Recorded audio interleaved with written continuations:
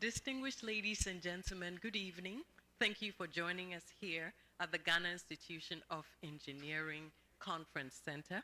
We'll kindly like for you to be on your feet, just so that we will have the anthems for both the AU and the Ghana Institution of Engineering. Please be on your feet, ladies and gentlemen. Thank you.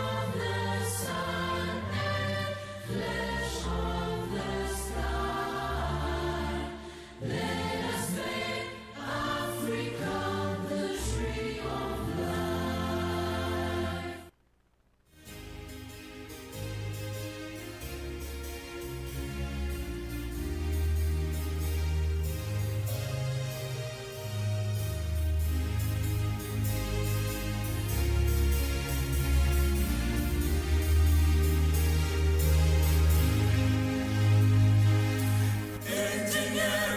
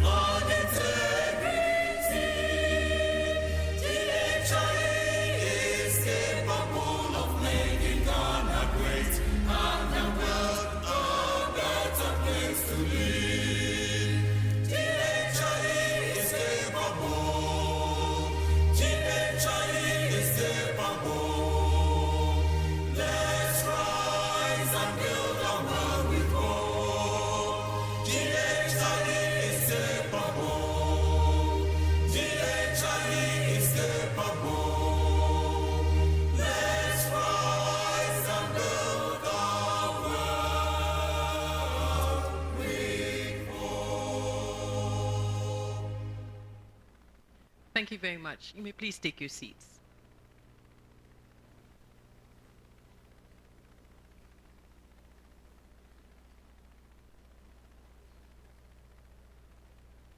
Once again, good evening, distinguished ladies and gentlemen, and welcome to the maiden edition of the GhIE Professor Boateng Annual Lecture Series.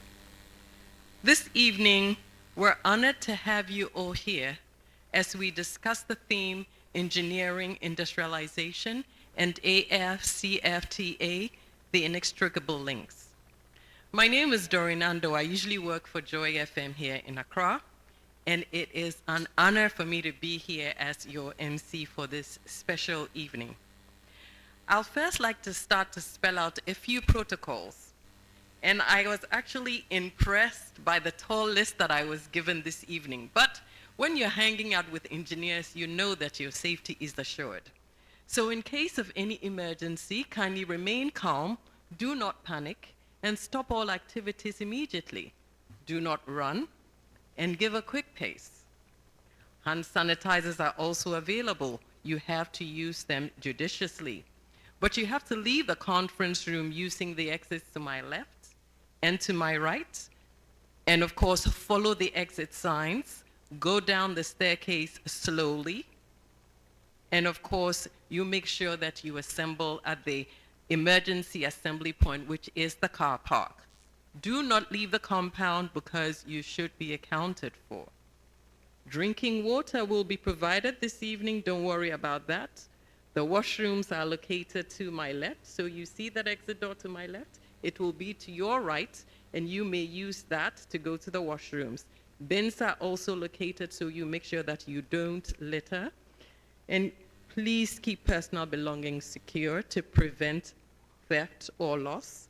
And I'll kindly ask for you to put your phones on silent, if you please. Thank you very much. Now that we've spelled out our protocols, I'll also like to acknowledge our sponsors for this evening's lecture, because without them, we will not be here. So first of all, I'd like to thank Gold Ridge, Imperial Homes, Gold Key Properties, Mineral Income Investment Fund, MacDunn Group, Electrochem Ghana Limited, and Labadi Beach Hotel. We still have a couple of our dignitaries who will be joining us this evening, so we'll give them a few more minutes, and then we will acknowledge them when need be. We would definitely also want to start with a prayer. We know that our safety is assured, but we do want to ask the Almighty to come and be in our presence, to bless us, and to make sure that this evening's event is successful. We'll kindly like to call upon Engineer Dr. Patrick Boateng to give us the opening prayer. Let's give him a round of applause. Thank you. Good evening. Shall we pray? Maybe if you don't mind, we'll stand and in reverence to the Almighty and pray. Our Father in heaven, we thank you for such a time like this. We do thank you for the gift of life, for bringing us far and near to this place. We thank you for the lives of our brethren who are online. We commit this evening's program onto your hands. Take charge over everything that we do over here. It is our prayer that, O Lord, the discussions, the lecture we'll listen this evening will form or be the catalyst in changing Africa, Ghana, and Africa as a whole. We pray for your presence. Let your spirit fill this room, and let us have a fruitful evening to the glorification of your holy name. In Jesus' name, I will pray with thanksgiving. Amen. Thank you very much. Let's give him yet another round of applause. Maybe we want to show our love a little bit more this evening. Yes, yes, yes. It is also my distinguished honor to call on the Ghana Institution of Engineering President, Engineer Kwabena Bimpong, to give us the welcome address. Now let that round of applause be resounding, please. Thank you.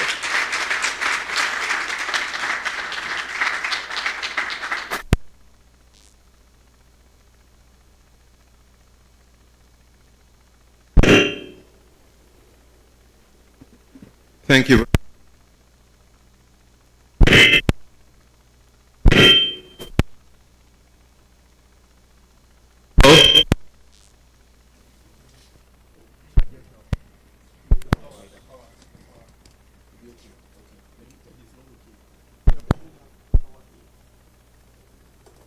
Yeah. Okay, great. So I know my president-elect isn't here, but then I'll still address him because it probably might be online. So the president-elect, Engineer Ludwig Hesse, the executive director, Engineer David Nyante, the immediate past president, Engineer Reverend Professor Charles Anumadams, council members, past presidents of GhIE, and I can see our honorable senior minister here. Well, I don't know whether well, once you're a senior minister, you're always a senior minister, who is also an engineer, Asafo Mafo, representatives of sister professional bodies, members of Parliament of Ghana, members of GhIE, our esteemed sponsors and media partners, special invited guests, media houses here present, members of the general public, online participants, ladies and gentlemen, good evening. It is with immense pride and great pleasure that I welcome you all to this maiden lecture organized by the Ghana Institution of Engineering and Professor Douglas Boateng, dubbed the GhIE Professor Douglas Boateng Annual Lectures, to highlight the contributions of engineering to national development. Today marks a significant milestone in our continuous journey towards excellence and innovation in the field of engineering. Furthermore, it reflects our commitment as engineering practitioners towards the promotion and recognition of excellence. We are gathered here and across all our live streaming media handles around the globe to delve into a topic of profound importance and relevance: engineering, industrialization, APSTA, and strategic sourcing, the inextricable links. This subject is not only timely, but also critical, as it lies at the heart of Africa's industrial and economic transformation. Our continent stands on the brink of a new era of growth and development. And the AFTA, that is the African Continental Free Trade Area, presents us with unprecedented opportunities to harness our collective strengths and resources. I have said that if we do not take the opportunity that AFTA provides to us in terms of the 1.4, well, it's now almost 1.5 billion population of our continent to produce, then we will have to remain net consumers, leading to huge imbalances in our trade with the world. Furthermore, we will continue to experience the upward sinusoidal functional behavior of our currency. Normally, the sinusoidal curve is almost horizontal, but in our case, it is going up. I am particularly honored to have our distinguished speaker for today, a renowned professor whose expertise and insights have significantly shaped our understanding of engineering and its pivotal role in industrialization. His extensive research, academic contributions, and practical engagements have made him a leading voice in this field. We are privileged to have him share his knowledge and perspectives with us. Engineering has always been a cornerstone and the backbone of industrial development. It is through innovative engineering solutions that we can overcome challenges, optimize resources, and drive sustainable growth. The AFTA, with its aim to create a single market for goods and services across Africa, amplifies the importance of strategic sourcing and the integration of engineering principles in industrial processes. Today's lecture will explore these intricate connections, highlighting how engineering can facilitate efficient and effective sourcing strategies that align with the goals of AFTA. By understanding these linkages, we can better position ourselves to capitalize on the opportunities that lie ahead, fostering a more industrialized and economically robust Ghana and Africa at large. As we embark on this intellectual journey, I encourage you all to engage actively, pose questions, and share your thoughts.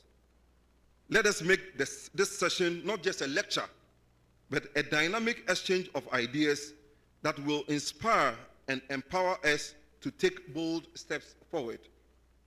In conclusion, I extend my heartfelt thanks to our esteemed professor for his willingness to impart his wisdom to us, and to all of you for your presence and participation. I would like also to take this opportunity to thank our sponsors who have partnered us to realize this vision. I am also grateful to the Executive Director and the GhIE Secretariat, as well as Emma and her GMA team. They have done wonderful work in putting this whole project together. I also want to thank the good professor who has worked tirelessly to help us get there. He was not just in the background, but he was, as a good soldier in the battlefront, he was in the front lines. Together, let us work together a future where engineering and strategic sourcing drive the industrialization of our great continent. Thank you, and welcome once again to the Ghana Institution of Engineering. Relax and let us make history together. Thank you.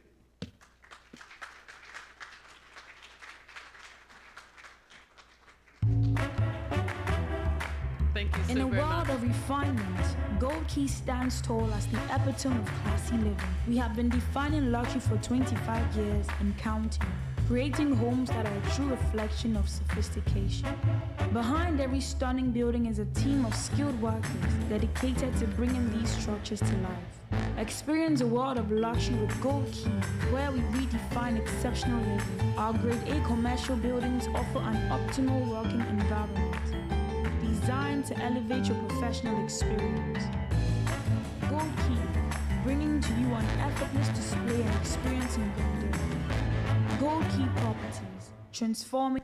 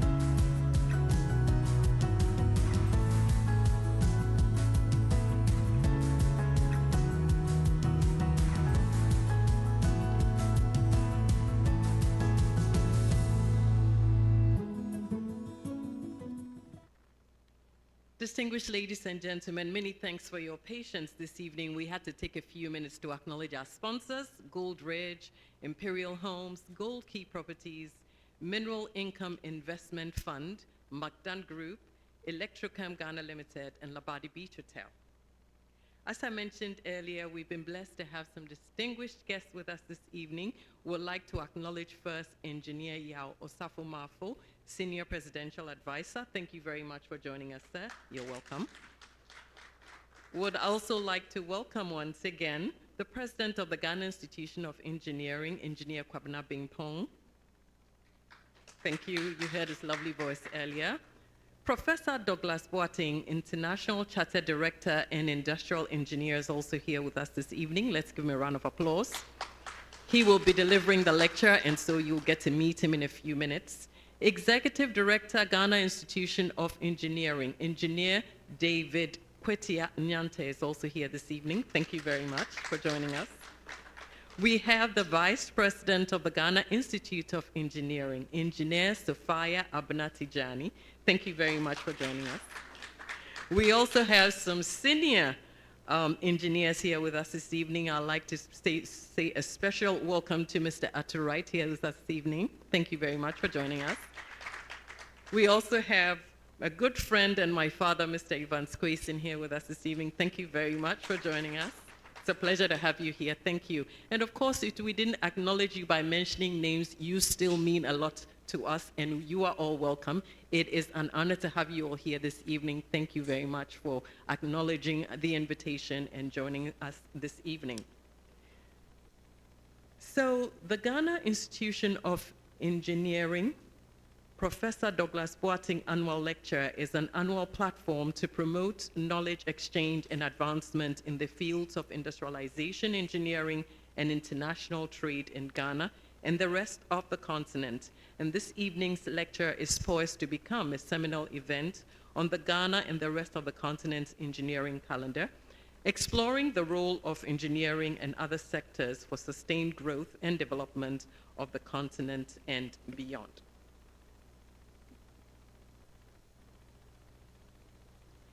And now to the moment we've all been waiting for, the inaugural GhIE Professor Boateng Annual Lecture Series. Before we bring our august professor to the stage, kindly allow me to tell you a little bit about Professor Douglas Boateng. He's an industrialist strategist, industrial plant and operations engineer, adjunct academic, international chartered director, and a seasoned social entrepreneur. He holds a postgraduate certificate and diploma in company direction, a master's in industrial and manufacturing logistics systems, and a doctorate in engineering. He was Africa's first ever appointed professor extraordinaire for supply chain management, governance, and industrialization. With extensive experience and expertise in corporate governance, director development, strategy, supply chain management and procurement, value chain relationships, and trade development, he has successfully held several multi-sectorial C-suite and chairmanship positions in various industries and government sectors. Professor Boateng is the non-executive chairman of Ghana's Mineral Income and Investment Fund. He is also the non-executive chairman of the Labadi Beach Hotel. Professor Douglas Boateng has been inducted into various global institutional and organizational halls of fame. Amongst them is the Institute of Directors South Africa for his worldwide contribution to logistics, supply chain government and management. For various groundbreaking awareness campaigns, leadership roles, mentorships, public speaking, and thought-provoking publications and books on supply chain management, governance, strategic sourcing, and its inextricable link to industrialization and long-term economic development, he's also been honored with over 6 independent Lifetime Achievers Awards for various global organizations, including Hewlett-Packard. He's the founder of Panavis International, the founding non-executive chairman of My Future, Your Future, and Our Future, and the originator and wordsmith for the highly popular daily Nyansakasa, Words of Wisdom, which has over 1 million global readers. Other notable roles include an adjunct industrialization and supply chain governance professor at the University of Mines and Technology. Professor Boateng is also an elected fellow of the Institute of Directors UK and South Africa, Society of Operations Engineers UK, Institution of Plant Engineers UK, Chartered Institute of Logistics and Transport, UK and South Africa, Chartered Management Institute, UK, Chartered Institute of Procurement and Supply, UK, the Institute of Business Consulting, UK, and the Institute of Operations Management in the UK. Professor Boateng has authored over 90 publications, including groundbreaking French and English manuscripts on supply chain management, strategic sourcing and industrialization, pioneering, easy to digest, practical perspective books on boardroom dynamics and governance, UN SDGs and negotiations. Distinguished ladies and gentlemen, you're welcome to this thought-provoking lecture to be delivered by the one and only Professor Douglas Boateng. Let's kindly give him a round of applause as he comes up stage. Thank you. Thank you. Thank you. Thank you. Thank you.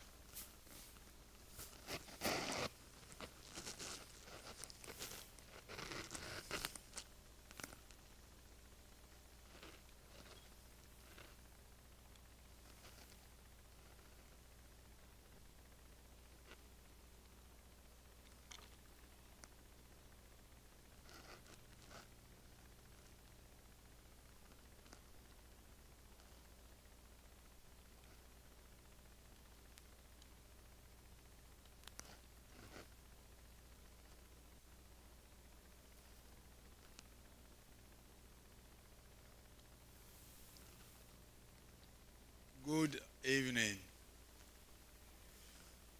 It's indeed an honor to be here, joined by, some of the most talented and distinguished personalities in our country, and of course in Africa.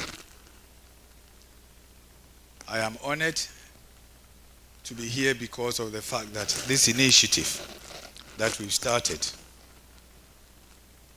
is now being watched by people from the United States, Australia, the United Kingdom, Tanzania, and my second home, South Africa. But before I start, I need to obviously acknowledge the Ghana Institute of Engineering, and in particular the President. Now, Engineer Benpound, the distinguished current President, Engineer David Nante, the current Executive Secretary of the Institution of Ghana Engineering, past Executive Secretaries,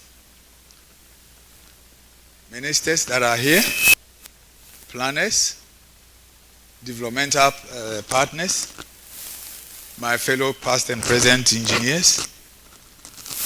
Can you please, my fellow past and present engineers, students that are here and some are also coming, and all those that have gathered here, I extend my heartfelt gratitude for your presence this evening.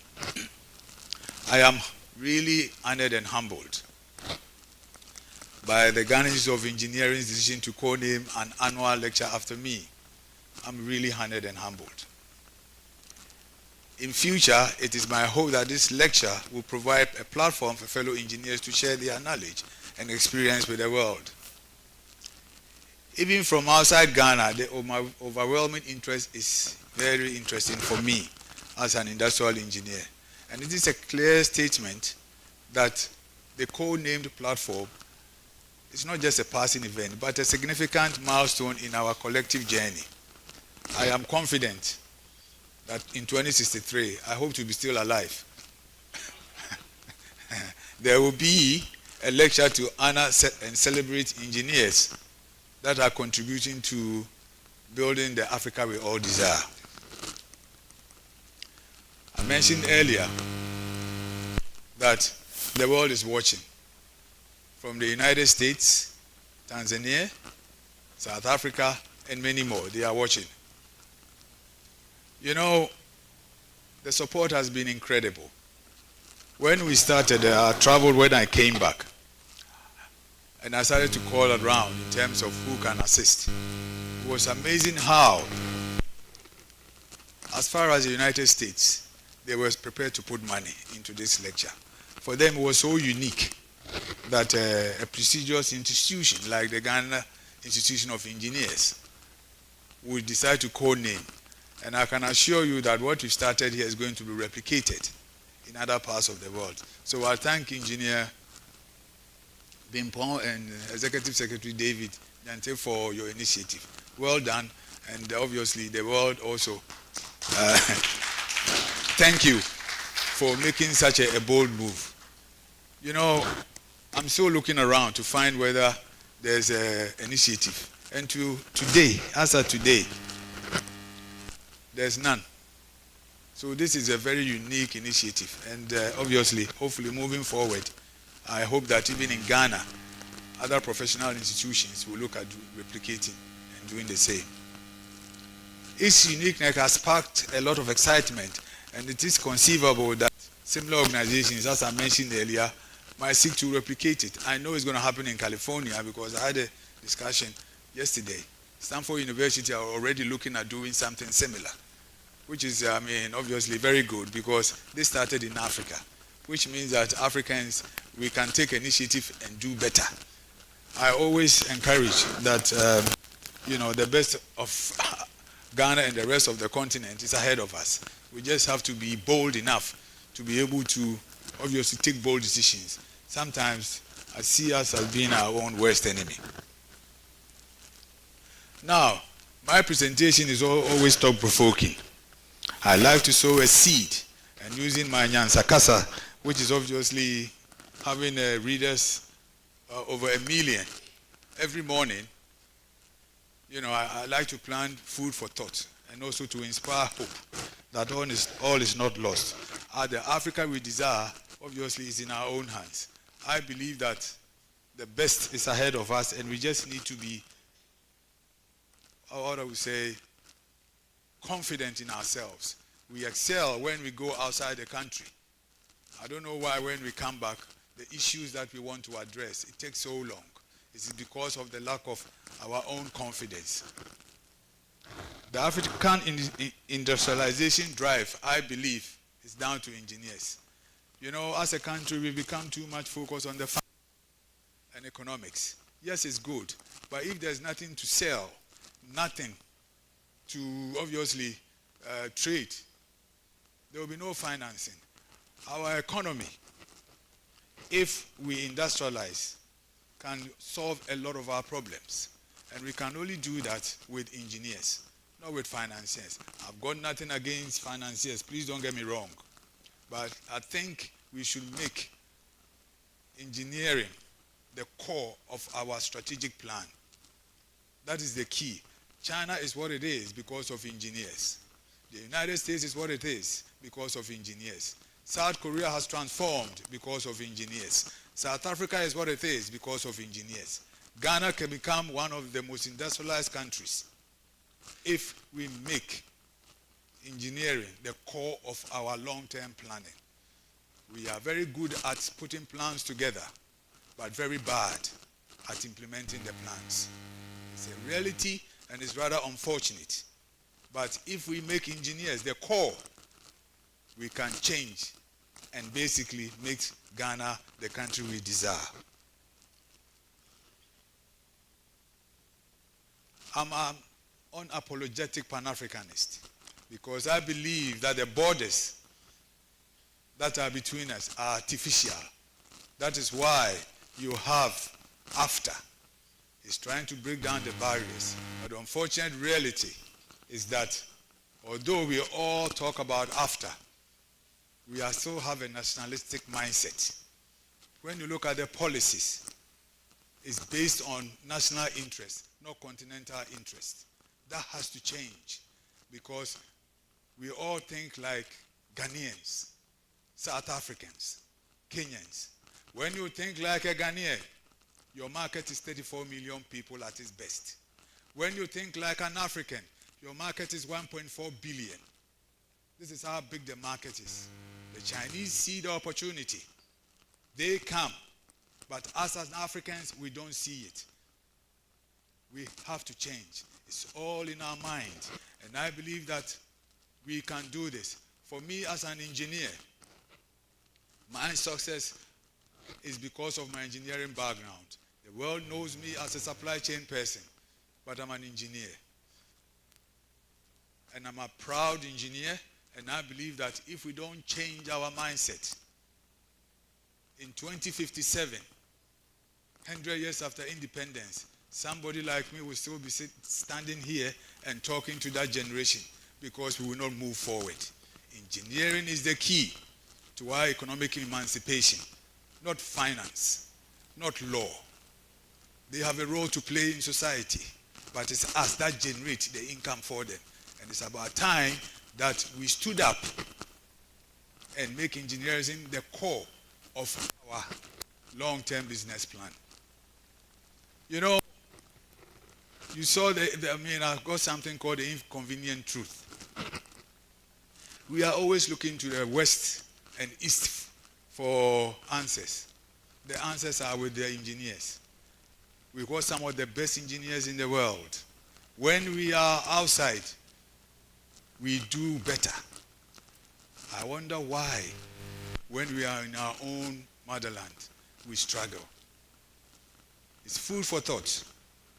We as a collective have the power to change Ghana. I want somebody to dispute, even the politicians, because for me, I'm not apologetic about being an engineer. We can do this for our country. It's just that we need to work as a collective. And I know Engineer Brimpong and the Executive Secretary, they are doing their best. But at the end of the day, the policy makers also need to recognize that. And for me, sometimes I wonder whether they really know the role that we have to play in society. For people like me as modern Pan-Africanists, we are social entrepreneurs. What are social entrepreneurs? We try to use business solutions to solve societal problems. That is who we are. We are not driven by money. We are driven by change and legacy. Kwame Nkrumah was one of them. J.B. Dankwa was one of them. There are people that have come in and passed on that were obviously Pan-Africanists who were driven by making a difference to people's life. We are all for all-inclusive development. For me, when I say all-inclusive development, I mean Africa. My mindset is not about 34 million people. It's about 1.4 billion people. That is how I think. That is why I live between South Africa and Ghana. I have a dream that one day, as an engineer or my daughters, they will be able to travel between Cape and Algiers without having to apply for visas. I might not see it in my lifetime, but I'm sure it is coming. And thanks to AFTA, if it works, supported by engineering, that dream is possible. I know some of you might see it, but people like me, we need, if you know what I mean, some education to keep us going to 2057. We have a passion for the African child. For me, my presentations is all about the African child. And the future of the generation to come is dependent on engineers. Look, as an engineer, I am fully aware of the challenges faced in Africa. And it is what it is because we continue to accept what it is. It's a fact of life. And it's about time that we supported government to change that. Governments are also human beings. They are not perfect. They have their own issues and their challenges. But us as engineers, I think if we come together, we can support them. Skill challenges is a major issue. Sometimes I wonder with our universities. I know President and the Executive Secretary are trying as much as possible. But when I visit some of these universities and I go to the engineering schools, I feel very, very sad. God has given us so much, but yet we don't know what to do with it. What is it that we want from the Almighty? The engineers can solve that problem, but they need to be supported. Now, in terms of some of the challenges, there are issues with fraud and corruption. Yes, but it can all be solved. When you live in a society where the cake is so small, this is what happens. There is a lot of people grabbing we need to expand the cake. And the only way that cake can be expanded is through engineers. Please bear that in mind. We are the core of societal development. It's not finance and it's not law. I know in our country the financiers are very powerful and the lawyers are very powerful. But we need to find a way of turning that around, because that's the only way we can achieve socio-economic growth. Yes, there are water challenges, counterfeit products. That is all because the engineers are not at the core of our strategic long-term developmental plan. For me, it's about the African child. Their future depends on us as engineers. Somebody did it for us. We also have a duty to do it for them. And unless we change lanes, we end up getting to a destination, but not the destination. There's a difference. We are going towards a destination, but not the destination. And the destination is obviously jobs, industrialization, and long-term development. And it's only engineers that can do that. I hope the government is listening. And it's not about MPP or NDC. It's about Ghana. President Akufo-Addo has done his part in terms of the one district, one factory. But unfortunately, it did not generate the desired outcome. You know why? Because it wasn't engineers at the core of it. It's a fact of life. That is why it did not achieve the desired. It's a brilliant strategy President Akufo-Addo came with. One district, one factory. Dr. Kwame Nkrumah started that with the likes of GhIE. He was ahead of his time. What has happened to our factories? It's all gone. It's because of engineering not being at the core of our long-term strategy. We can't keep on doing the same thing and expecting a different result. It's like insanity. For me, do our leaders really recognize the importance of engineering and engineers? Sometimes I wonder, and I keep mentioning, it is not finance or law that is going to take us forward. It is engineering and engineers, because we are there to produce. We are there to help to come up with solutions. In Ghana, only when there's a water spill that you hear the engineers, they are talking about them, and sometimes they are lambasting them for the issue with the dam spillage. No. Driven, but be more developmental driven, because whatever we buy has an impact. That is why GhIE distillers, GhIE, we had our tomato, we had our sugar, we had our pharmaceuticals. It's all gone because we become very price driven.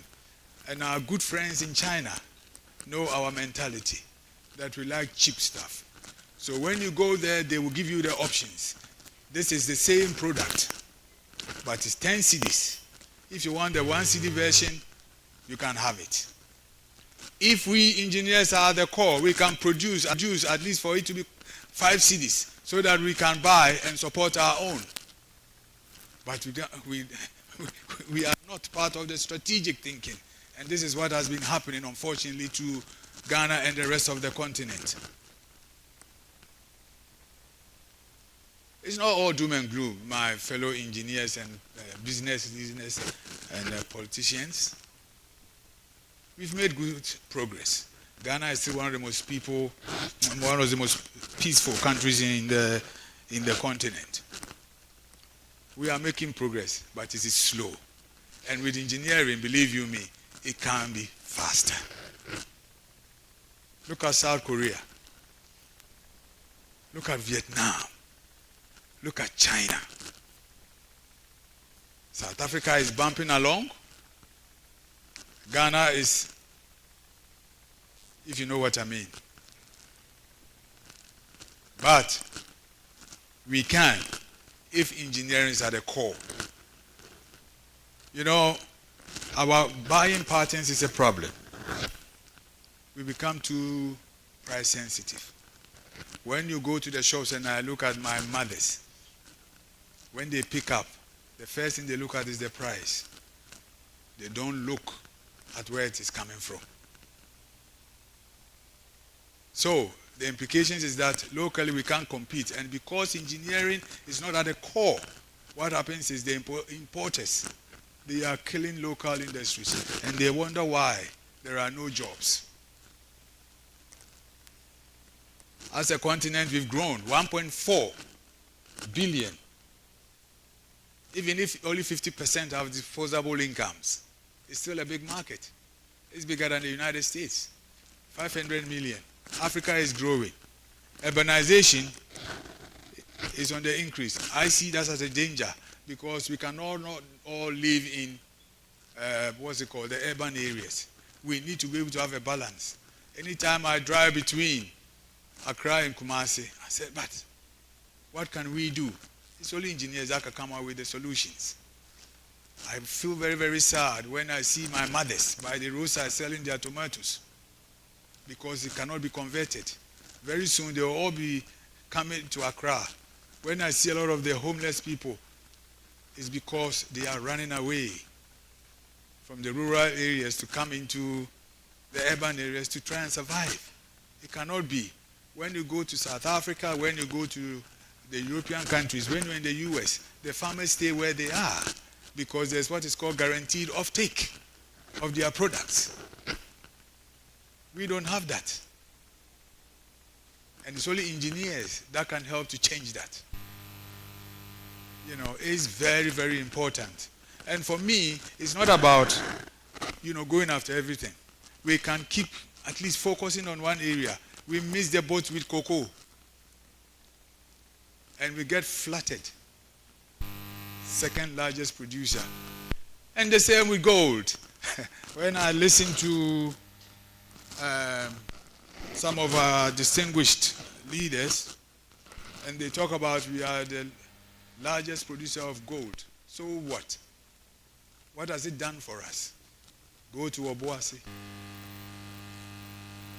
See our rivers. If it was doing something for us, there would not be Galamsey. Now we are losing a lot of the land to the Galamsey, so it's impacting cocoa already. And it's because we as engineers, the solution providers, we are not at the core of strategic planning. The president, like I said, came up with a one district, one factory. Brilliant idea. I even wrote about that this is good. It's going to help with the ticking time bomb. But unfortunately, we were not part of that strategic long-term thinking by President Akufo-Addo. Hopefully, whoever comes in will be able to see that we, as the solution providers, should be part of the cabinet. The top three should include us, sitting there and giving them ideas and also solutions. We become a nation of talkers and not a nation of action. And it's because we engineers, we don't like to talk much. We just believe in action. Let's just get it done. That is how we are programmed. And if you have a lot of us in government, believe you me, we will soon become South Korea. I told you this battery is from Guangdong province.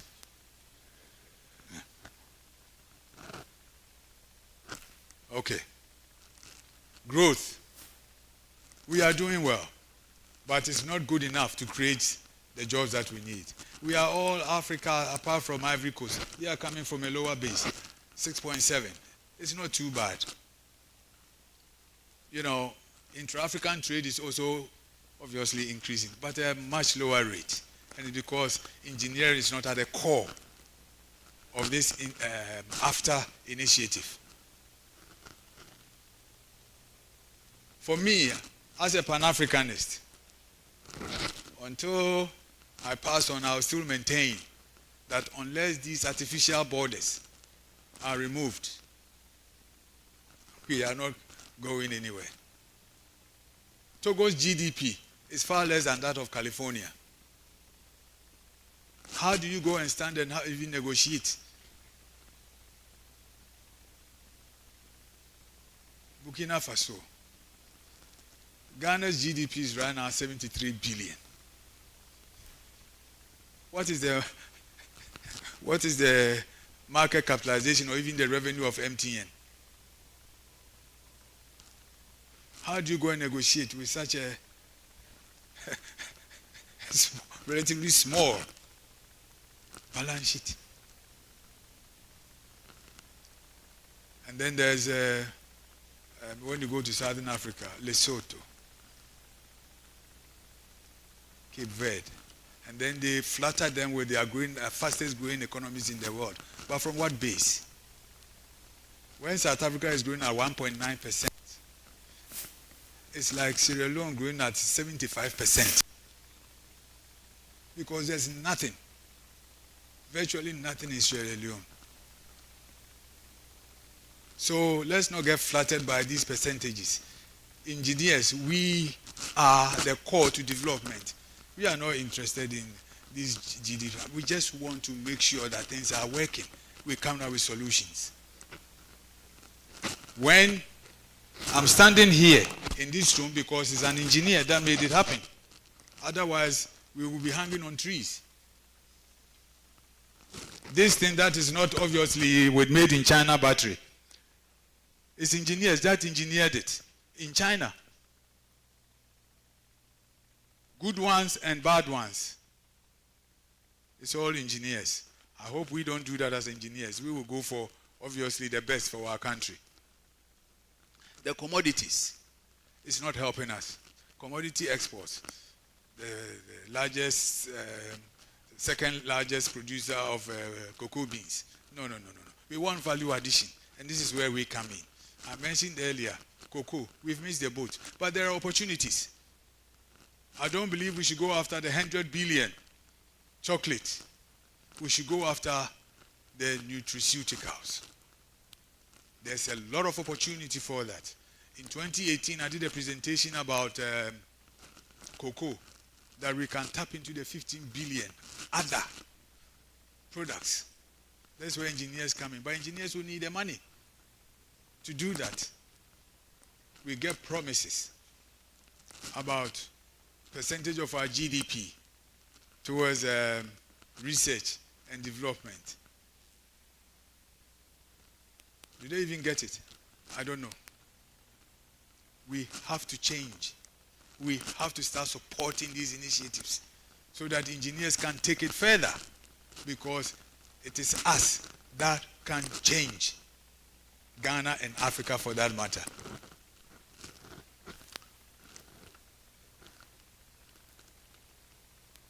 South Africa has remained among the top 50.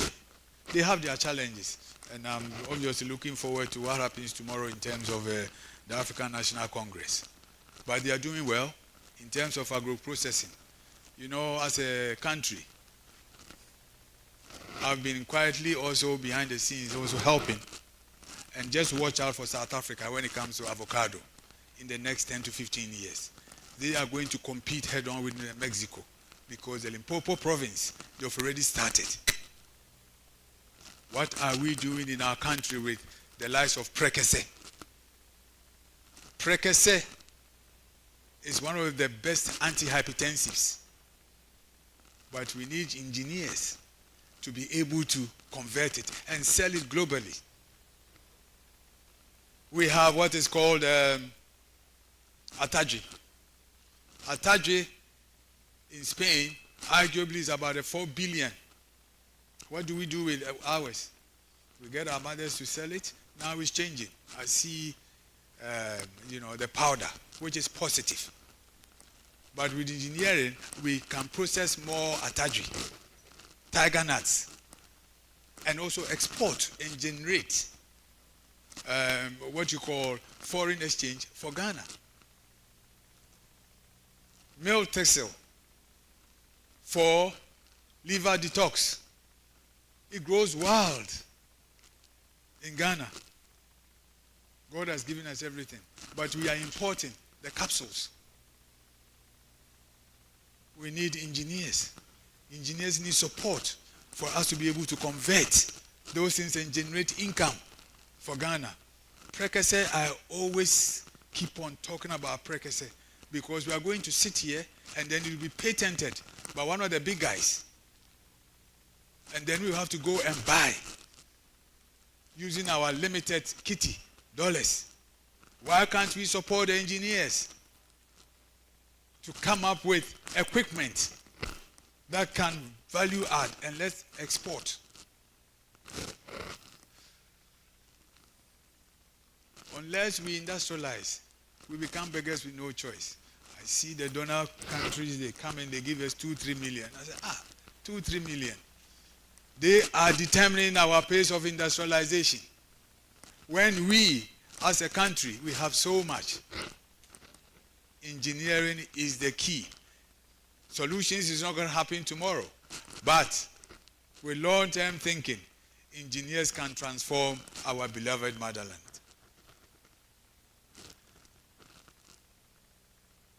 You know, Ghana, we've reached a point, a nation of talkers. The trust level is so low that these days we don't even see the good in each of us because we don't trust. Everything is corrupt, which is rather unfortunate. But you know, the reality is beginning to hit us. The currency, the frustrations. You know, I put that there because I say the truth has a lot of patience. And he always knows his time will come. When we ignore engineers, the chicken will always come home to roost. And this is what is happening. We are the call to job creation, without question. We are the call to long-term economic development, without question. I mentioned earlier, China is what it is because of engineers. Germany is what it is because of engineers. South Africa is what it is because of engineers. And the good news is that Nigeria is also inching forward. And they are doing business in Ghana. They are exporting to Ghana. But are we supporting our engineers here to be able to also produce and export to Nigeria? Please judge for yourselves. We have a problem. I'm looking around here and I'm looking at the shoes. I can confidently say that not even 1% of the shoes are made in Ghana. It's all imported.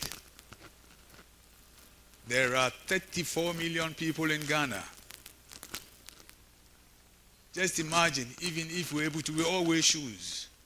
If we're able to produce 15 million shoes, 50% of the population, it will have less pressure on our currency. Now let's go to underwear. I know you all have underwear on now. Do you know where it is from? You don't. It should be made in Ghana.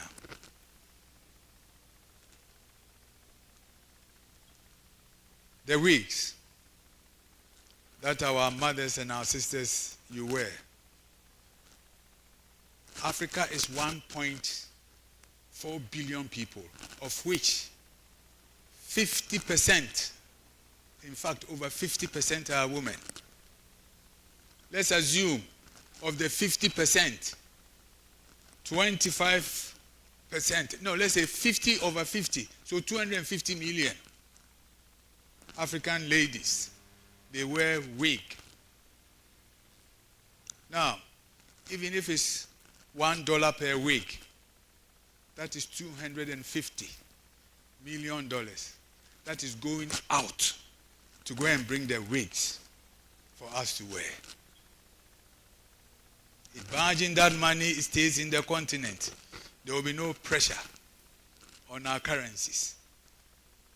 That is where engineers will come in, support us, so that we can produce the equipment here to do the rigs. I know we are all, the men among us, we are all wearing socks. Where is the socks coming from? Schools. This thing that I'm wearing, it is sewn by a Ghanaian and sometimes a Congolese. The material, where does it come from? Is this really made in Ghana or Africa? Think about it. All these things, we have the materials, raw materials here that we can use to create the jobs. And that is where we as engineers, we come in. Pharmaceuticals. We just bulk package. 1.4 billion people. By being human being, you will take medication. Over 99% of our bulk pharmaceutical, the powder, is imported. Why? We as engineers, we just need support to be able to do that. It's got to the point that even our textbooks, where is it coming from? I go to the shops and I look and I wonder. The fair last week, Made in Ghana fair. As a researcher, I went there and I took pictures. And to support some of them, I bought. You know the sad reality? There were these jinyame earrings. And I asked the lady, where is it coming from? Gold. China. I said, wow. Now, our food, konkonte, cocoa, there was this other one, Kobe, that has been, they've done something to it now to preserve it. It was packed, packaged in some very nice plastic. And I asked the lady, where is it coming from? Vietnam. Wow. Detergents. Made in Ghana. Where is the packaging coming from? China. There was only one supplier that said, I bought my packaging material from South Africa. Said, that is interesting.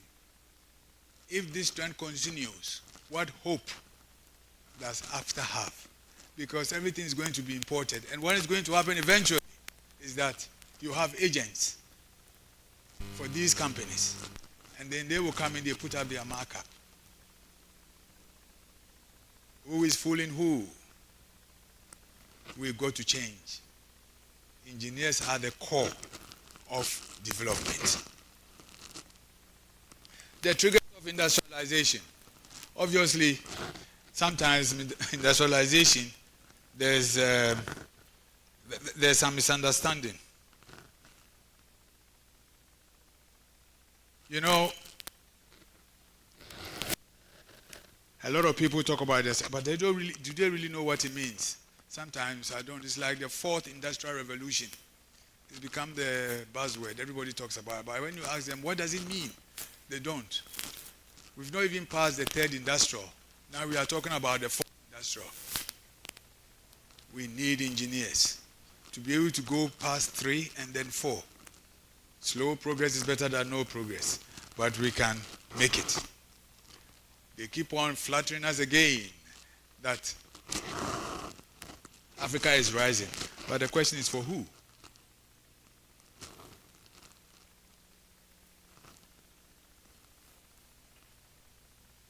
Industrialization. You know, I did this onion thing. Without engineers, there will be no industrialization. And then strategic sourcing, what we buy, because we'll be forced to buy cheap things. And then there will be no economic development.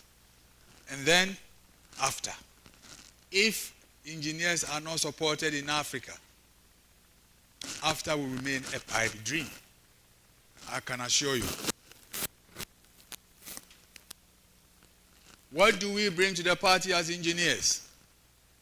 We help with wealth creation because without question, once we help to add value, we are creating wealth for the society and for individuals. We help to increase trade in non-commodity products because value addition is done locally. We export gold and we import jewelry.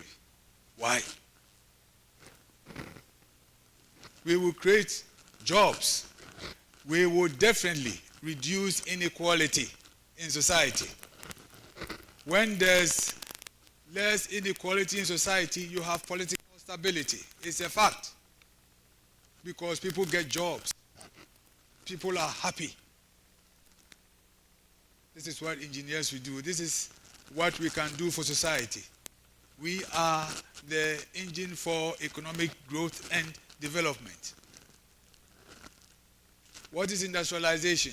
It's about value addition. By the way, industrialization is not just about factories. Every industry can be industrialized. Finance, tourism,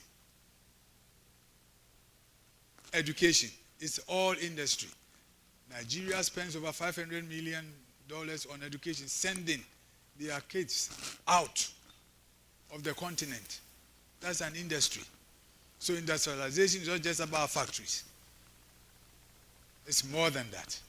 But at the core, to be able to have your education, your tourism industry industrialized, you need engineers because there are tools that you need in those sectors.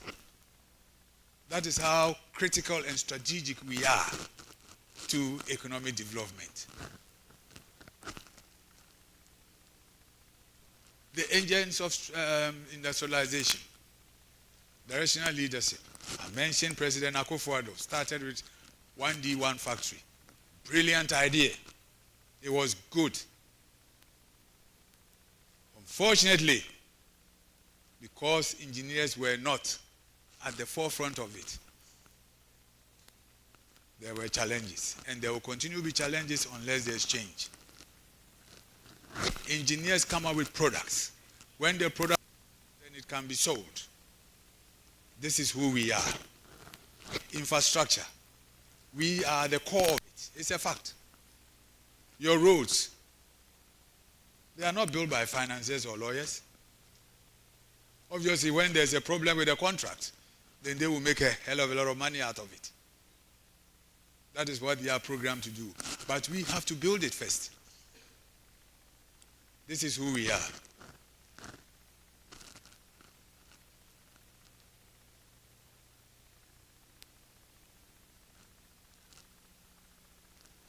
There's a link. When it comes to new project development, it is us.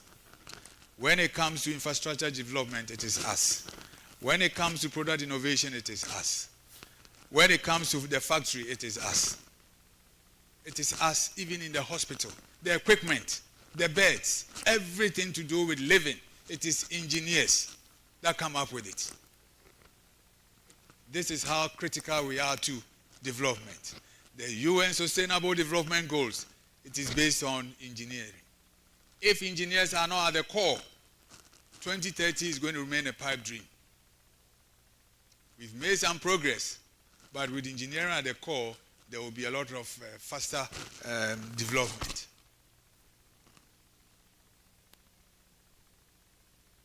Strategic sourcing. Strategic sourcing obviously is linked to industrialization and obviously after.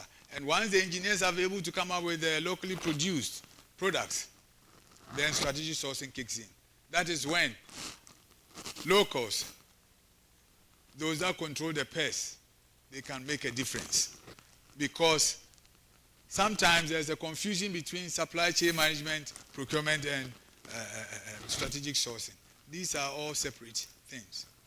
You start off with supply chain management, then you do your procurement, and then you have the strategic sourcing. That is where our buying habits is critical. We all use toothbrush. In the continent,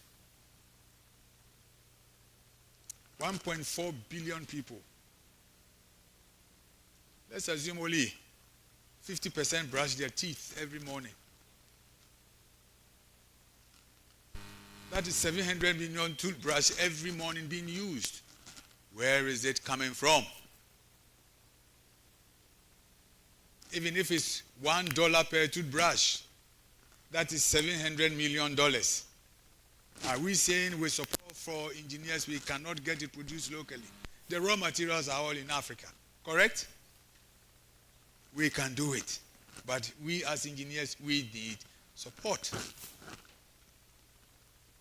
Fundamental to strategic sourcing is obviously the total cost of ownership. Because we are so price driven, sometimes we miss the boat. It comes to, let me give you an example, printers. There are some printers that will cost you 200.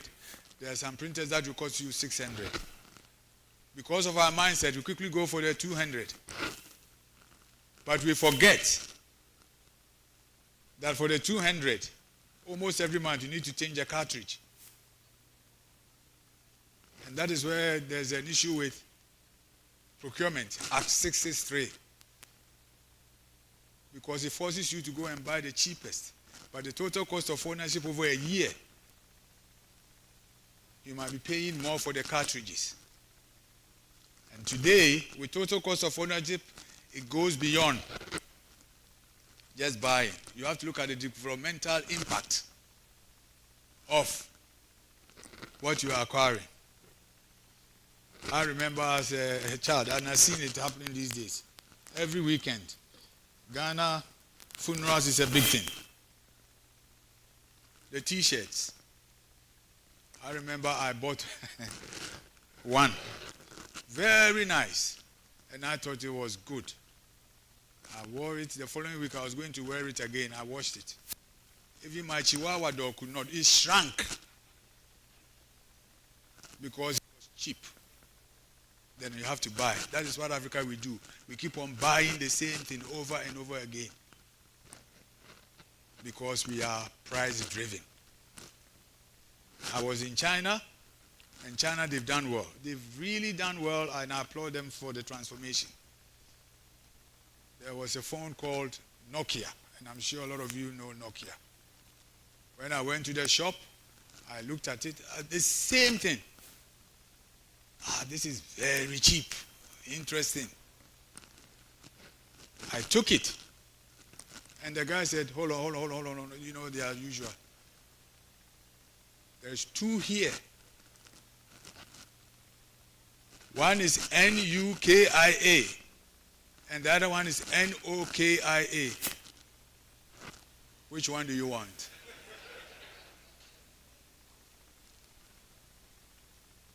It was very interesting for me.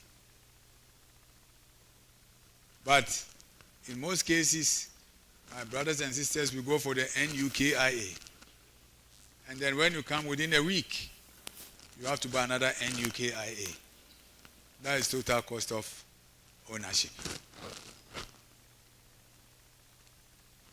You know, these days, strategic sourcing is not just about buying. It's about economic development.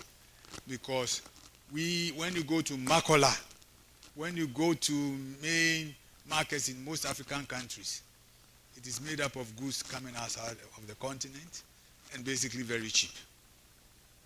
And there are implications for the African child. Engineers can change that because the raw materials are all here. And it's possible with long-term thinking and engineering and engineers at the core of national planning.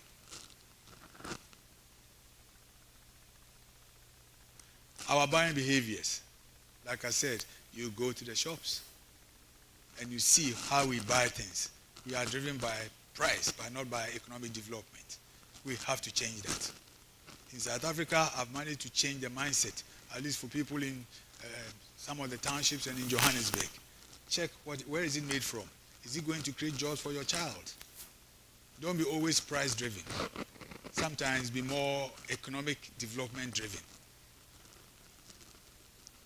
Women are the core for something very simple with industrialization. Women are the core of that because you have the spending power and you decide what to buy and take home. You are the key. Whether you are an engineer or a housewife, you still have to spend. I'll give you an example. Why are we just importing tomatoes? You know, this one, product A, product B, product C.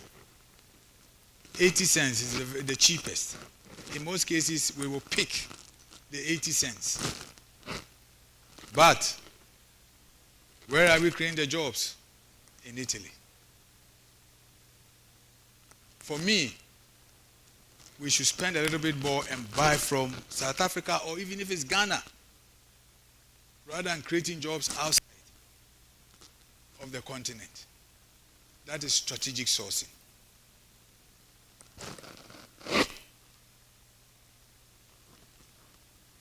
Look at what has happened to our poultry. Every weekend, funerals, we all like to have chicken drumstick. Where is it coming from? We've killed our own industry. Why? Engineers, if we are supported, we could come up with solutions to support our poultry farmers. I wonder where there's Kentucky. I wonder where the chicken is coming from. Please judge for yourselves. We have de-industrialized our continent through our buying behavior. And we can change that through engineers. It is possible. We need to support our engineers. You know, short-term thinking, it is what is killing us. We can change that. I have no doubt.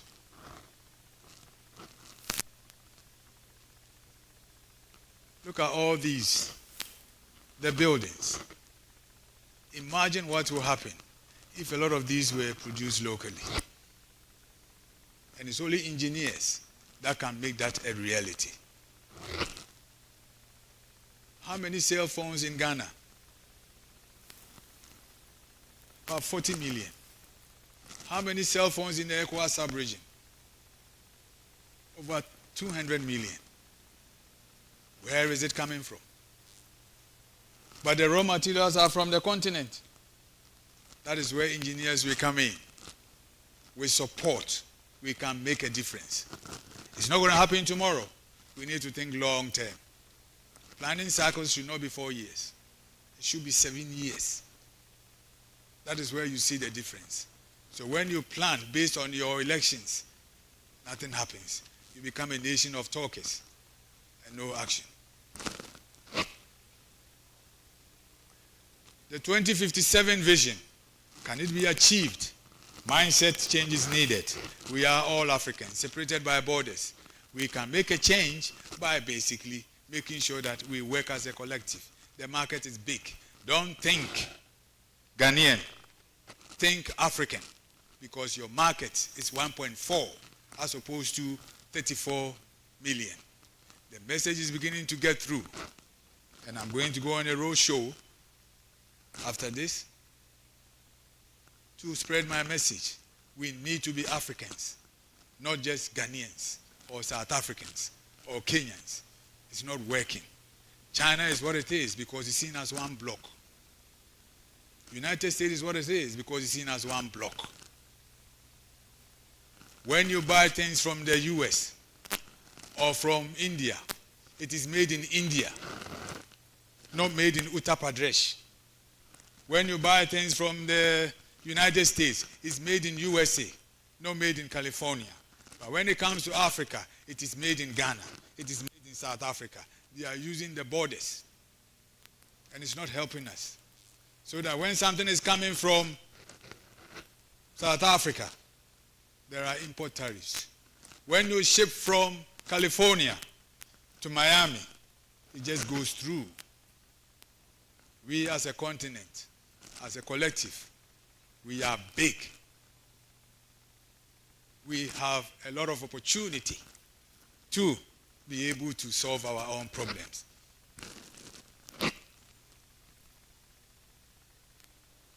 I mentioned earlier, be an African. not an African. When you think Ghanaian, your market is 32 million people, of which at West only about 10 million have disposable incomes. Think 1.4. As engineers, our market is the 1.4 billion people, not the 32. We should open our minds. We should stop the short-term thinking because it's not going to help us. We should start talking to each other. It's very important as a collective that we can make a difference to each other. So what next? For me, it's about engineers. We are programmed to, obviously, make things happen. That is who we are. We are not short-term thinkers. We are long-term. When we build a bridge, we are not building it for tomorrow. We are building it for 100 years. When we build a factory, we are not building it for tomorrow. We are building it for years to come. That is what engineers are. And obviously, if you've gone and even done a PhD, you even think long-term. When your future is focused on the next generation, for me, I'm also protecting my future. Because when I'm in pension, I also want to be able to, obviously, have a peaceful life. That is why the African child for me is very, very important. The change starts with us. We can do it. The past have been bad, but the future is yet to be bad. And we can correct it through engineering. It is a fact. We can do that.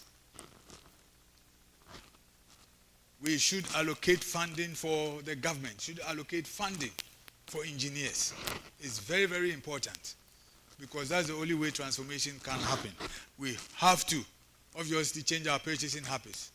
We need to look at buying locally, support our local people. We need to also, celebrate engineering. What the GhIE has done with myself is to celebrate engineers, what we can do for society. And this is going to be a platform to encourage other engineers to also make a difference. Not that they are not making a difference. They are doing their bit in their own way.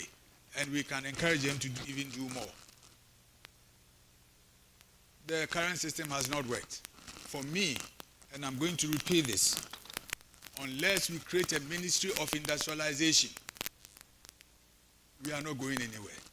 We need to have a ministry of trade and industry refocused so that they can focus more on industrialization before they trade. What are we trading? We don't have something to trade with. We need to create it first before we can trade. When they come in and talk to us about trading, it's their product that we are using to trade. We should create our own so that we can compete on a level playing field. For me, it is important that AFTA becomes more of a continental issue than a national issue. Right now, I know there are issues because of this nationalistic thinking. We need to break down the barriers. We need to encourage more youth to go into engineering because that's the future. And we need to be able to compete on product innovation. We can't keep doing the same things and expecting a different result. This problem did not start in 2016 or 2012 or 2008.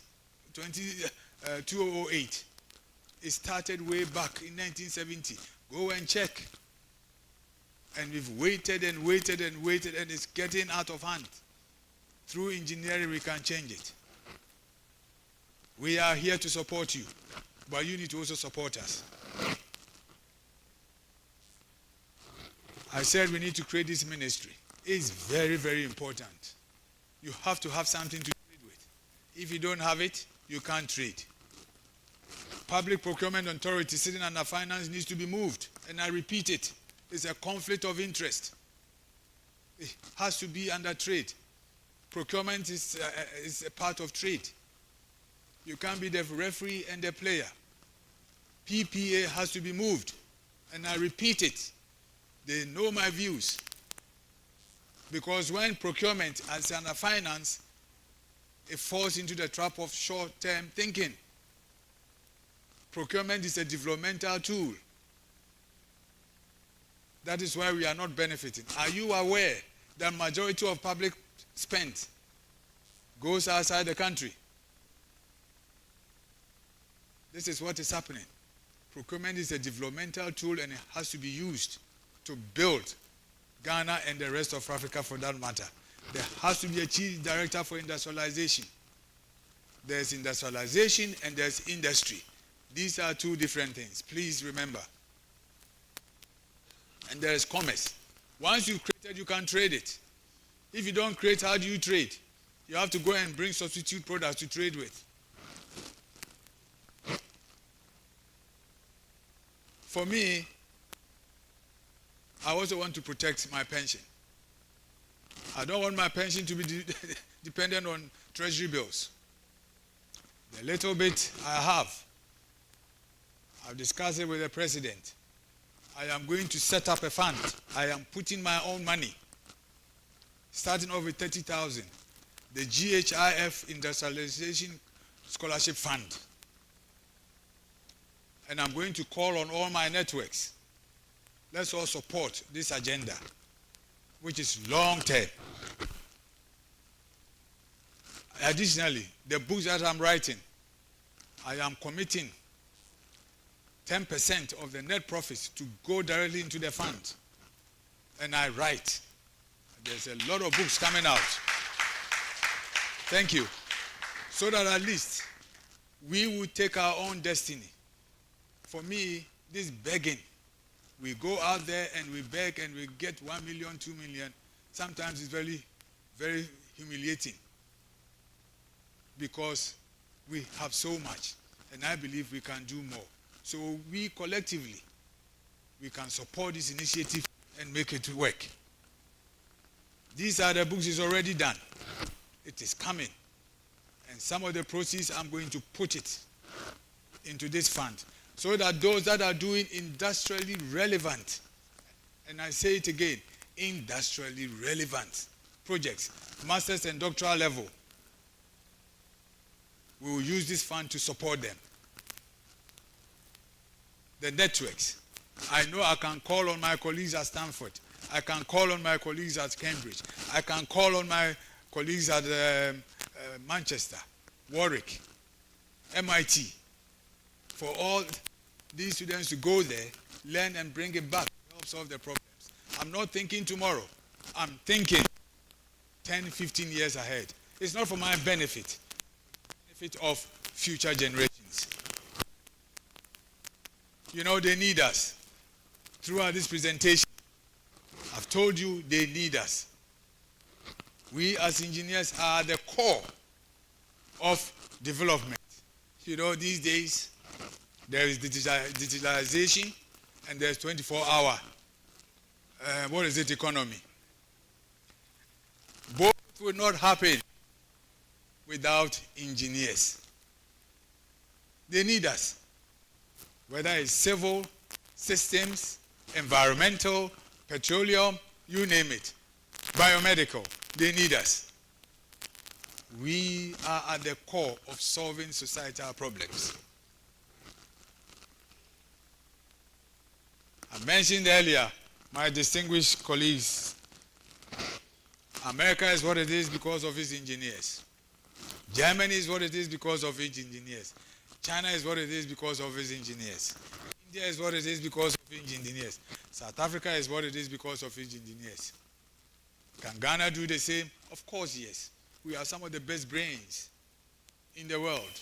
It's just that we don't harness the power of our intellectuals and our engineers. We have some of the best. I believe Ghana and the rest of Africa can become what it wants to be with their engineers. You know, Africa has poverty, but we are definitely not poor. We can accelerate industrialization, stimulate small SMME growth, and, you know, regional development using our engineers. We can reduce poverty, but let's not expect to do it tomorrow. We should look at 10, 15 years ahead. It will change.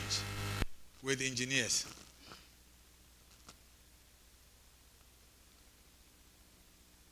Summary and conclusion. I've said enough in terms of, obviously, our role in society. Can we do it? Yes, but we need to be seen as being relevant. The big question is, are we seen as relevant? That is for us to judge ourselves. It is no-brainer. Engineers are at the core. If it doesn't happen, 2057 will be the same message from somebody else. I thank you very much for your time, and God bless our homeland, Ghana, and the rest of the continent. Thank you.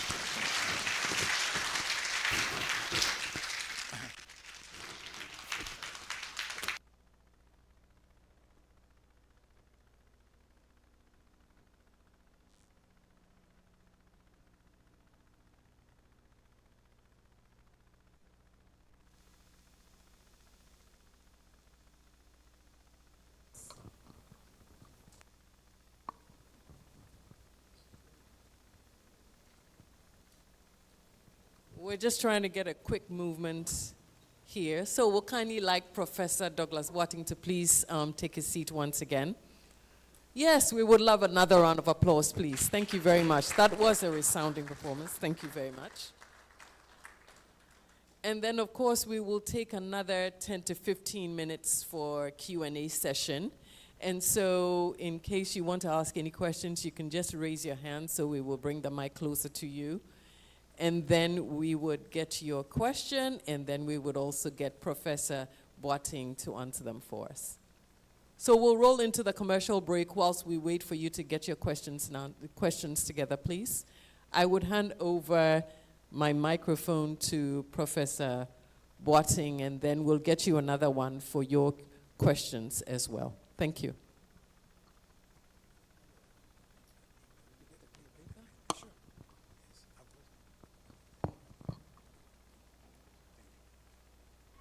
Engineering a resilient future, innovating solutions for a sustainable Ghana. The choice of this year's theme underscores the pressing need for the engineering community to address the challenges and opportunities that will lie ahead, arising from technological disruptions, global economic shifts, and be innovative to help the nation to be sustainable. It is thus important that as engineering practitioners, we play our part by designing and providing resilient infrastructure for our development.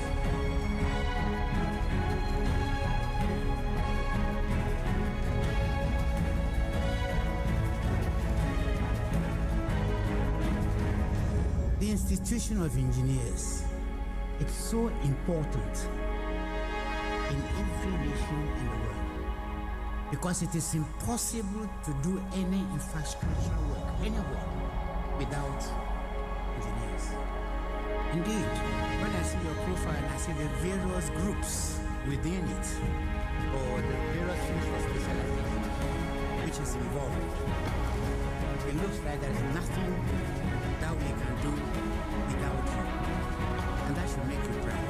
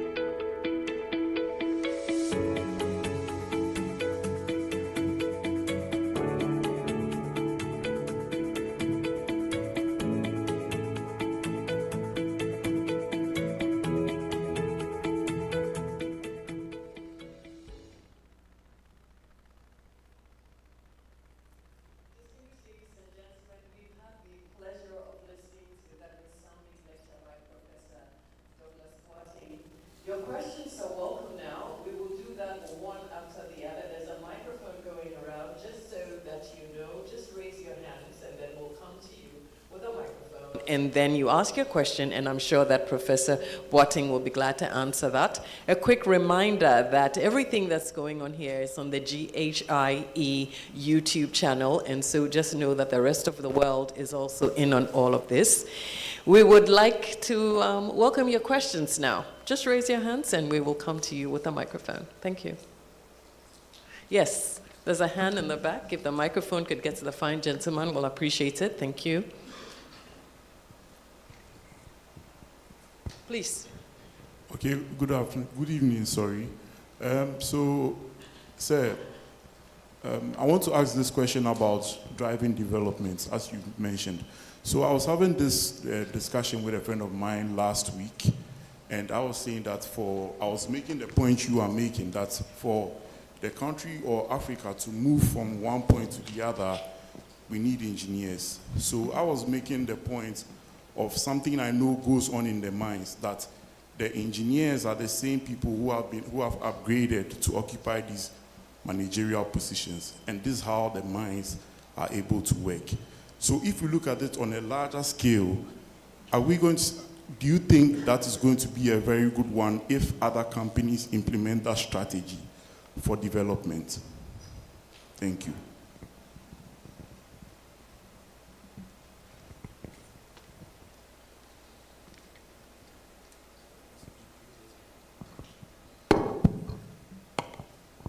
Thank you. Good question in terms of gaining experience. You can't go wrong with experience.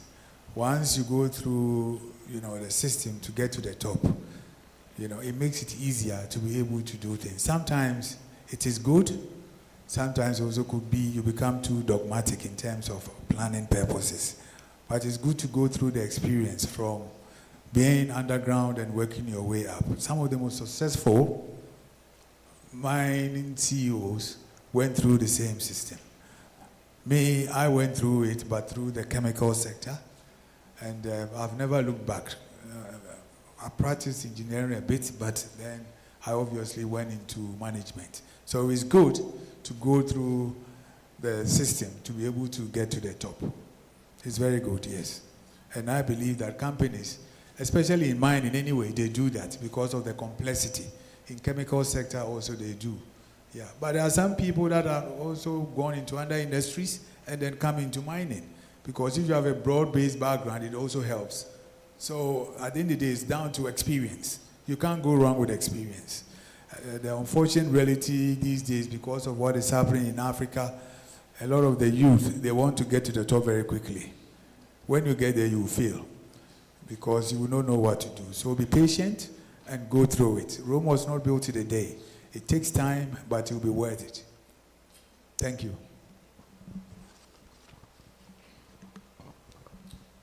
Thank you very much. I'm going to ask a question about the global supply chain and how Africa we can capitalize on our strengths, etc. I believe that we can identify, I don't know what your take is, identify what our strengths are and fight to be partakers in the global supply chain. If I take an example about the aircraft manufacturing, for instance, Morocco identifies the strengths and is a manufacturer in certain parts in the Airbus and both Airbus and Boeing. And that way Morocco becomes an important player in that particular industry. My thinking is for us to see what our strengths are and see what we can do to be partakers in the global. And that way we have a bigger market. I don't know what your comments are on that. Thank you. It's definitely a good idea sometimes to pick an area and focus and build your strength out of it. I'll give you an example. The positioning of Ghana, I see it as very strategic. Ghana can become a decoupling hub easily from goods moving from South America to Europe.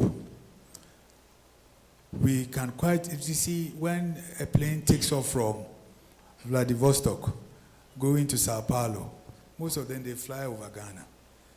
Ghana can become a hub to pick things from. So the Europeans will bring it here, you know, and then they would take it from here to South America. Recently, no, not recently, it's about 2 years. When COVID started, obviously, it was an eye-opener for all of us. You heard of Ebola and all those diseases. Ghana was supposed to become the hub for vaccines, whereby the WHOs of this world will bring the vaccines here to store, so that when there's an emergency requirement, it could be moved from here. But unfortunately, because of some politics, regional politics, it never took off. Kenya is now a hub for the commercial region, and it's not too late for Ghana to be that. Another example, aluminium. Ghana can easily become an aluminium recycling hub. The Chinese made a lot of money out of waste. Through engineers, we can create a hub here for all the aluminium recycling to be done here and then re-exported. But you need engineers to come out with the technology. You know, it's good for us to be looking at bauxite. Bauxite, aluminium chain. But we also need to talk about the environmental implications. Those of you, including myself, that have been to GhIE, you will see. We need to look at creative ways of focusing on an area. For me, one of the areas is logistics. We can become a hub. We can also become a packaging hub for goods coming into the sub-region. But it's engineers that can come up with the technology for packaging to have it. I don't believe why we cannot package 300 million phones in Ghana for the sub-region. I don't see why we cannot produce specific pharmaceuticals. Hypertension is a big problem in Africa, let alone Western Africa. We can pick a niche and become the de facto production hub. By producing many, we get what is called economies of scale, which will reduce the prices. President Akufo-Addo's initiative for the automotive assembly plant is good, but it's long term. I was part of a study that looked at the automotive sector. The money is not really in the assembly of the cars. It's in the parts. And that is where we can position ourselves to supply the sub-region. There are individuals that are looking at going into jewelry manufacturing in Ghana. We could quite easily do that here because the gold, the platinum, and the silver and everything is here, and even the diamonds. Why can't we become the hub? Why should we be doing our jiname earrings in China? That is something with long-term thinking we can do here. I've mentioned Prekese. Prekese, the scientific evidence that is good for blood pressure. Why can't we convert it and then compete? These days, a lot of people are taking Ozempic if you want to avoid pregnancy like I have. But, you know, we can do that for certain pharmaceutical products. Milk thistle is for liver detox, and it's a scientific fact. It grows wild. There are areas that we can do. Education is even one. Education is an industry. The sub-region, they love Ghana. We can do that, but we need engineers to provide the technology behind the education. So there's a lot that we can do, but let's pick an area where we can focus and make it work. And then through the money that we generate in that area, we use it to fund others. The cocoa, chocolate, we've lost the plot. We should focus on the nutraceutical aspects of cocoa because the raw material is still here. When I mentioned to some colleagues that the husk, they mix it with cement for road construction, people were surprised. Go to the Far East because it helps to maintain the roads, the husk. But what do we do with ours? We throw it away. There are opportunities. God has given us everything, but we don't know what to do with it because we ignore engineers. Thank you.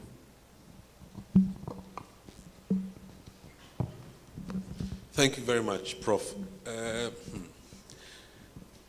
This week, I'm just returning from another conference, and I don't know whether to say I'm happy or stressful.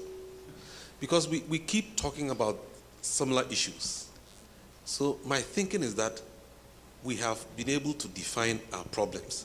And listening to you, you keep asking, why can't we do this? Why can't we do this?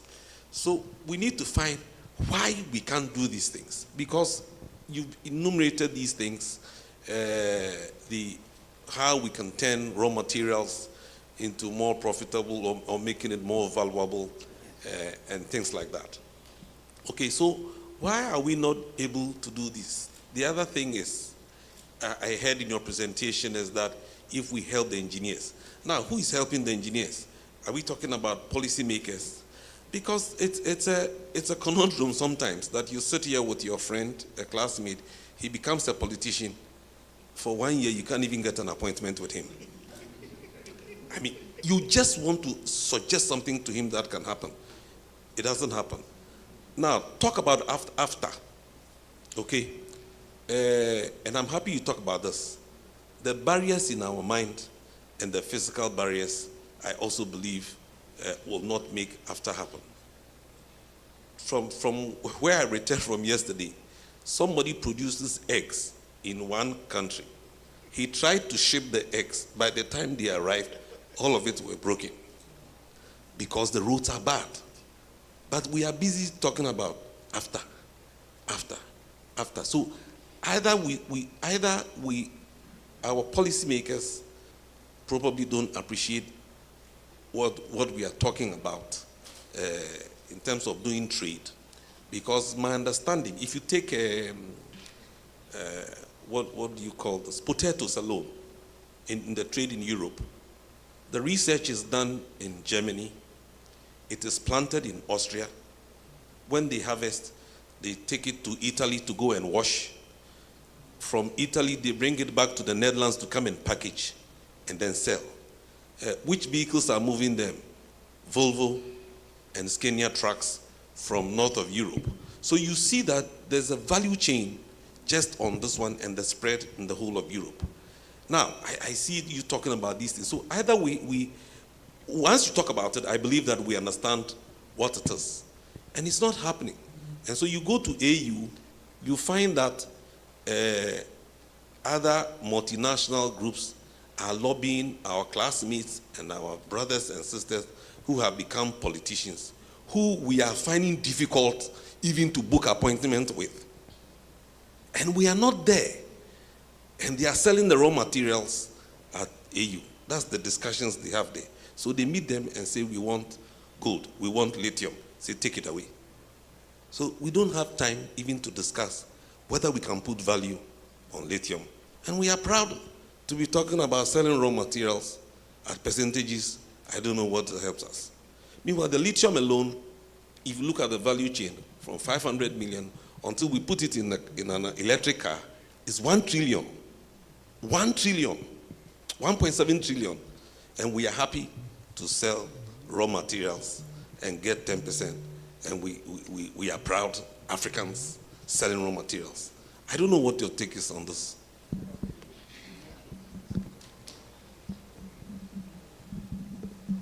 Hello. Mine is a solution. a suggestion. And my suggestion is that all politicians, before they take appointment, they should be brought here for 2 weeks reorientation course. That will solve the problem, believe you me.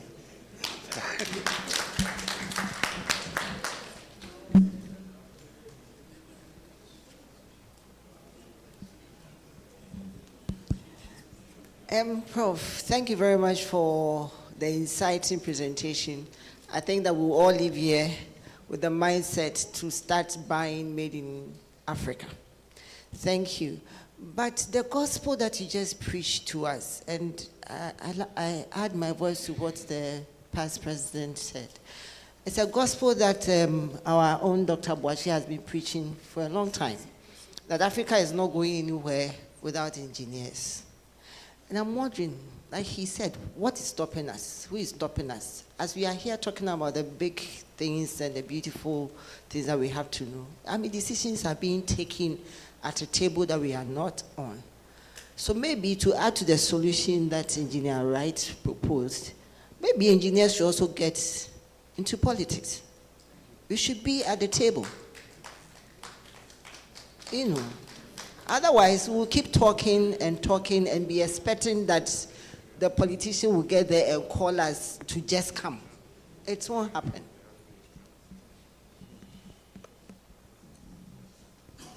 Thank you very much, Engineer. You see, let's check the background of our politicians. And they are deciding for us. There are very good ones, and unfortunately, there are some that have good intentions, but they don't have a clue. But they decide for us as engineers. I believe that if there's a problem and you ignore the problem, eventually you'll be part of the problem. It's about time as engineers we go into politics because of our experience and the value that we think we can bring to society. We can't sit there and expect change because the people that are meant to effect change don't know what they have to change. If you don't know what you have to change, how do you change it? And this issue has been going on since 1970.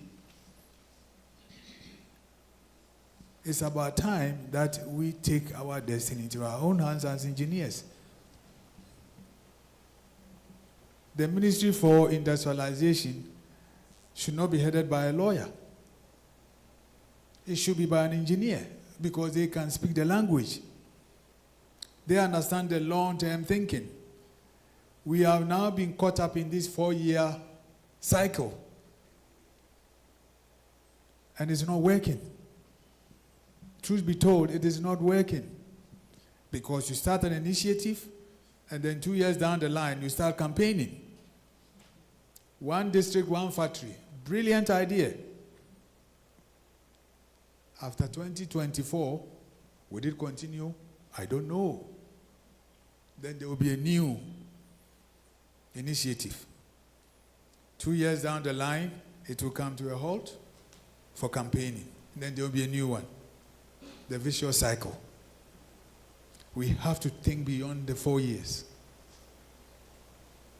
How many years does it take to build a factory? And that is where engineers, I think we really need to do our own soul searching and see how we can be part of coming up with a solution. Not planning. We write the best papers, 2040 Vision 20, because we know most of us will be dead anyway. So we can't be held accountable. Yeah. The solutions is what we need, not more planning. Because the paper is already there. Going back to my distinguished engineer, the value chain, the issues. I believe that sometimes, let's take the lithium one. It's a great opportunity for Ghana. But we need to sit back and decide what we want in terms of the long-term benefits from lithium. At this point in time, there's a lot of excitement about we've discovered lithium. What people are failing to realize right now is that there's already an alternative, salt. You know, so we need to be, as engineers, if we're part of the strategic planning decision making, we would have. But right now, we are waiting for the politicians to decide for us. And that has created, unfortunately, some confusion. But I still have hope that common sense will prevail, because if we miss this lithium opportunity, I don't know, the future generation will never forgive us, because it could be very big. And you know, God has again given us everything. We've got both lithium, we've got salt. Incredible. And we've got even manganese. But when you go to Takwa and you see what is happening in Takwa, you ask yourself, why? We've been mining manganese and gold and diamonds, rubber, oil. But just go through the roads. And I sit back and I say, what is stopping us from developing a railway? Then it comes down to finance. And I'm saying, but there are mining companies. Why can't they support us? Why should you always be waiting for donor money? Because if you are waiting for donor money, your development is tied to developmental finance. So if you want to go something tomorrow, they will tell you next year. We have to use engineers to generate products that we can sell. And some of the easiest ones is tiger nuts, prekese, our own orange juice. You know, as a child, I remember there was something called Obwasianka, because it was very sweet. Where is it now? Because we are importing orange juice from Sri Lanka. Go to the shops and check for yourself. Every 10 items that you pick, you'll be lucky to find 2 that is made in Ghana. I got my students at University of Mines and Technology to go and check for themselves. And when they came back to report, some of them cried. What are we doing? If we cannot produce tomatoes, you know, tomato seed, just put it by the roadside in Jowulu. Give it 2 weeks, it's up. But we are importing. Last week there was a video, and maybe they will show it, I don't know. Joy News reported. We are importing. And then there's seasonality, because we have to import from this region and this region. And then I asked myself, but why can't we create storage facilities so that we can manage it? When you go to South Africa for maize, they have silos. Do we need donor funding to do this? No. We can create our own silos using the engineers to come up with the technology. We can become a food hub for even the sub-region. We produce, we store, and then release it at the appropriate time. But you need the engineers to come up with the plan. How many cold storage facilities do we have? We know we produce perishable goods. Do we need donor money to have cold storage areas strategically allocated so that when our mothers in the rural areas they produce, there's guaranteed offtake? Why can't we do that? Do we need donor money? We have money. But sometimes we have what is called misplaced priorities. Please judge for yourself. There are so many opportunities that doesn't need money.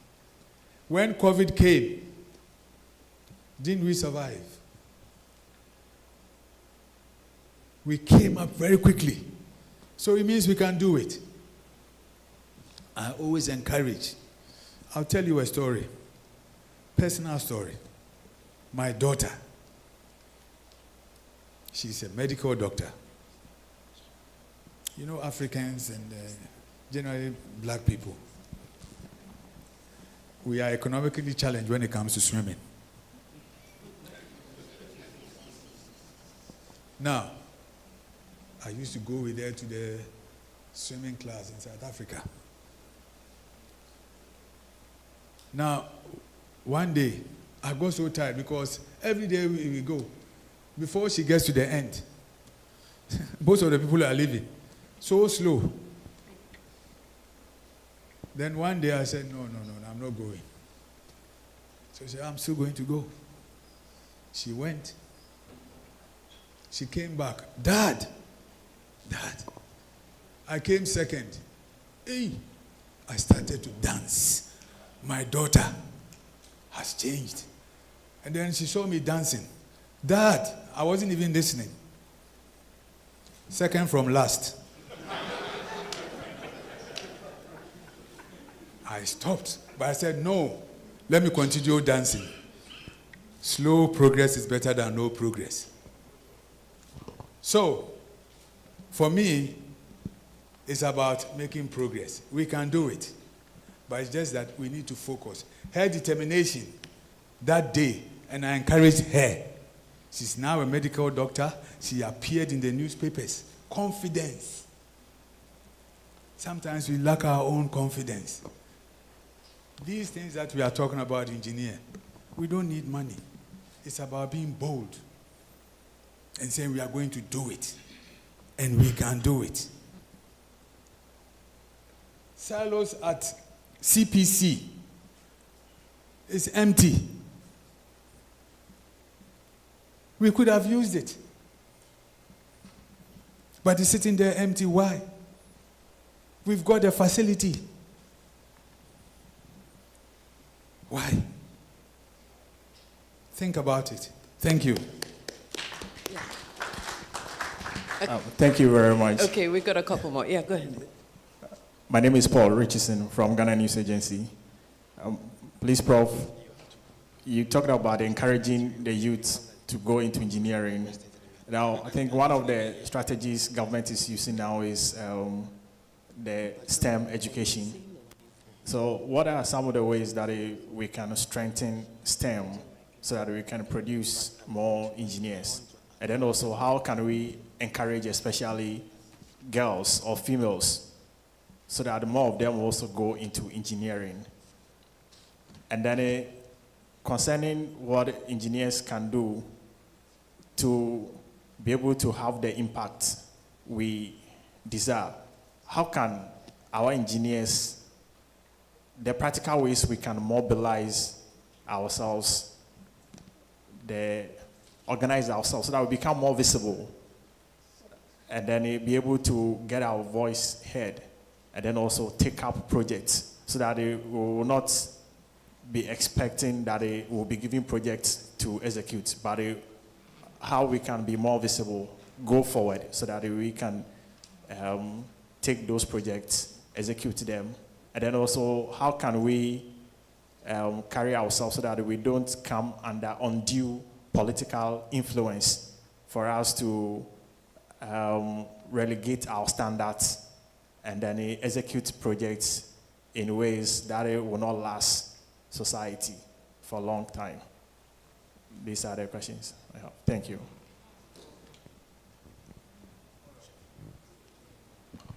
Okay, in terms of carrying yourself, I mean, if you know what you are doing, you'll be more confident. One of the challenges that our universities face is the relative lack of funding for the practical aspects of engineering. When you visit the schools, you see that some of the equipment is outdated. I believe that there has to be a public-private partnership to help with equipping the university. You know, engineering is not about textbooks. You have to have practical experience. One of the biggest challenges is also that, with the exception of possibly mining, the other sectors, you know, there isn't a lot of internships happening. So you have a lot of textbook engineers, which is not healthy. when you go to even Australia, UK, and they are beginning to push out a lot of the students into industry to learn before they come back. Germany is very good at that. And that is why it has made Germany what it is. So we have to change in terms of the textbooks and also the way we train our engineers.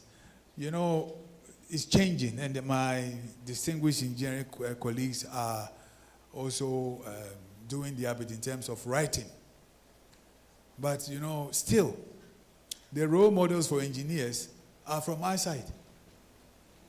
We need to have our own role models, and we need to market our role models more so that they will give hope to aspiring engineers.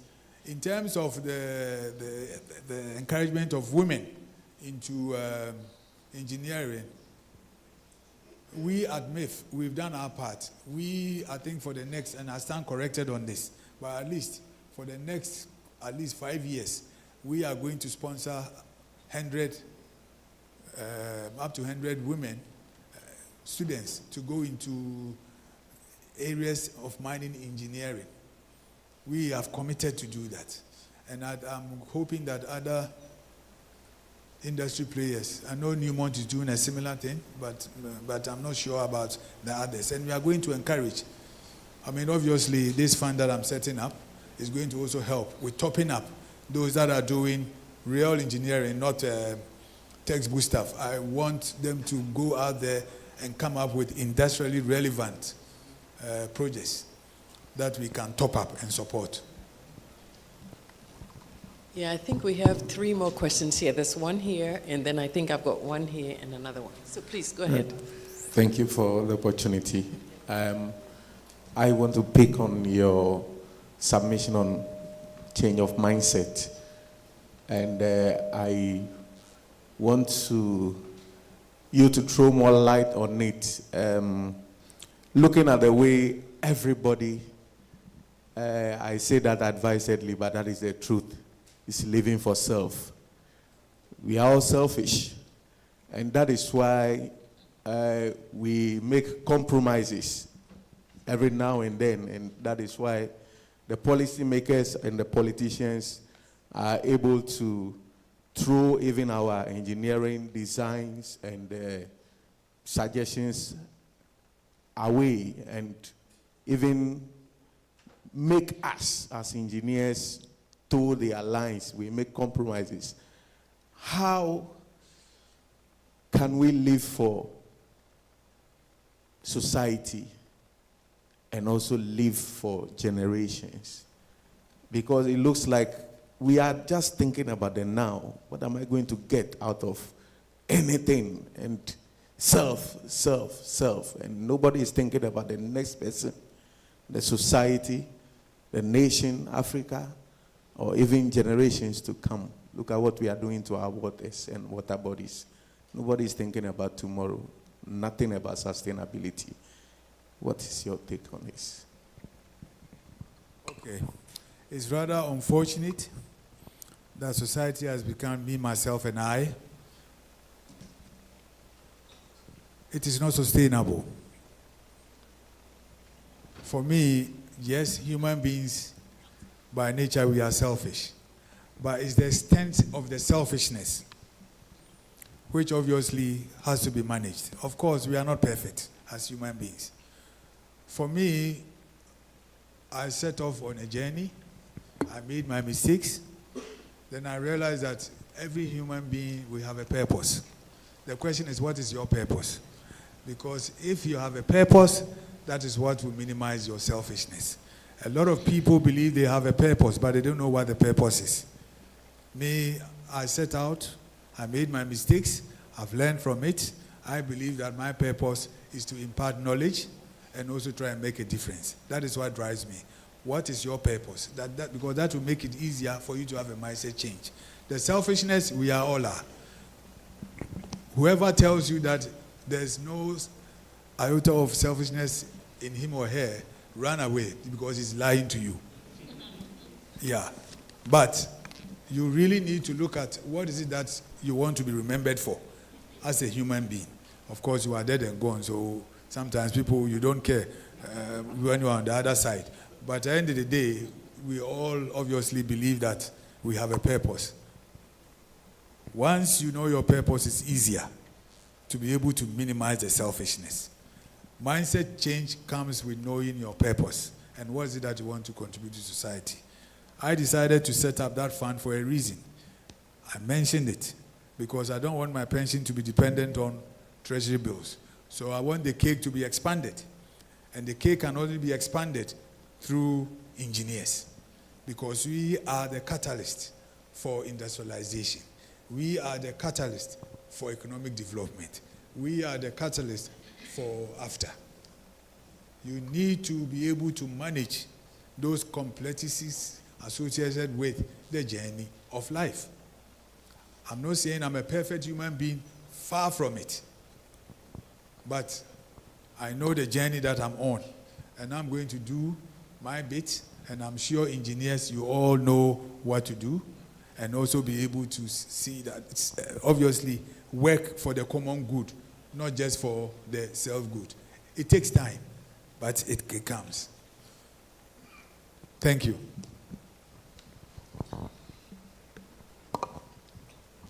Okay, so thank you very much, Prof. My name is Nlalaban. I am with the Chartered Institute of Logistics and Transport. And immediately, the earlier speaker talked about eggs. I chanced upon a news item and says there seems to be a shortage of eggs on the market. So probably when we're going out, we might have some of those situations. But listening to all the conversations we've had this evening, we've had a lot of a picture that gives us a general impression as though there seems to be very little to no, let me say, a bit positivity towards the end. And what I just want to make a request of from you is I know that there are a lot of students who are listening, there are a lot of youth who are listening, and would probably want a word of encouragement, something that would give them a ray of hope, considering the fact that a lot of these things are happening. And I can say that because I currently chair the next generation of CILT for Africa. And one of the things that I have just sent a message to my colleagues to do is to actually support you on your roadshow.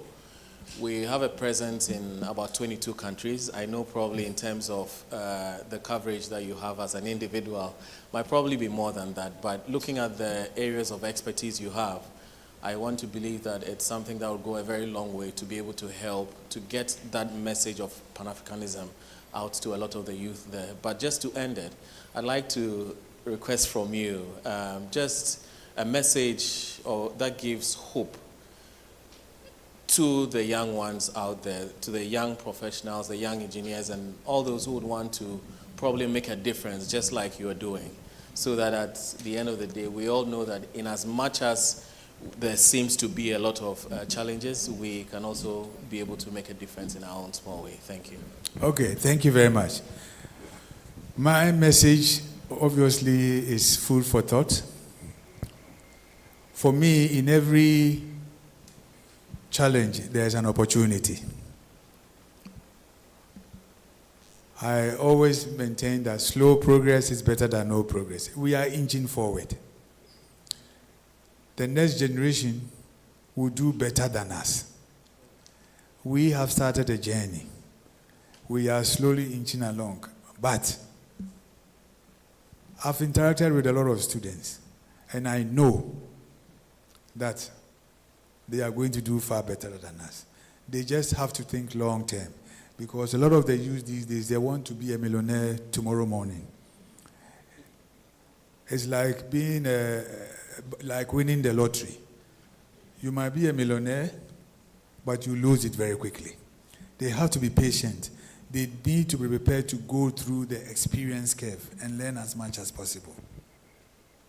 The best of Africa is still ahead of us. Of course, a lot have been taken out, but believe you me, there's still a lot underground. We still have enough land to be able to farm. Of course, if we don't sell it all, like we are doing right now, but there are opportunities. massive opportunities. Why is it that when you get on the plane, the Europeans, the Chinese, the Americans, they are all coming? It's because there are opportunities here. So we need to open our eyes. We should stop the cynicism and see the opportunities. Some see opportunities and they will take it.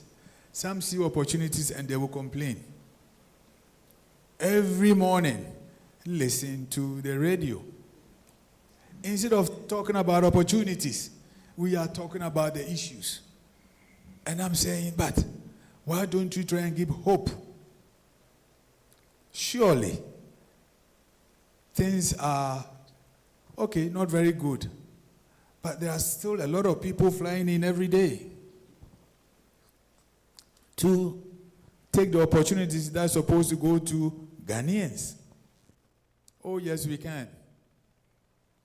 We just have to open our eyes, be patient, and also know that if it was easy, everybody will be doing it. Life is not easy. That is what living is about. You win some, you lose some. Thank you. Okay. Prof, thank you for your presentation. I think for me, what I got from the presentation is that we need engineers to be part of the decision making in order to move our nation forward. How do we get them to be part? So for us, they must get into politics. It is not a question of we don't have engineers. We have engineers. So why are they not going into politics? There should be a reason why. Maybe because of our training. Right from the, school, you are doing science, you are made to think in a certain way. Even socializing becomes a problem. One time, one of us at Tech University, we were playing football, and the professor was passing, and he saw the guy, hey, oh, ball, Sisebre, engineering student. You understand? I mean, the mindset. So you are made to think in a certain way. Let's look at our curriculum. Maybe that is the source. So for me, as an institution, we should start thinking about how we can get engineers to focus their minds on politics. How do we get them into politics? Probably every engineer first year, you should do something in political science. So that your mind, will be on it. When you finish, it will not be difficult for you to go into politics. If I tell Dr. Boateng now that even we won't vote for you, we want you to be an MP, he will refuse. Because of the mindset. A lot of us engineers say will not want to do it. Why? It's because of the mindset. And how do we change the mindset? We should begin at the academic level. The curriculum. Let's look at the curriculum. Let's look at how we can get engineers to go into politics, because we see that is the solution. Once we get into politics, we can be part of the policy making and we can get things done. Thank you. Thank you very much. I fully agree with you. We need to change revisit the curriculum. Let me give you a classic case, what is happening now. Does the engineering curriculum include strategic sourcing? No.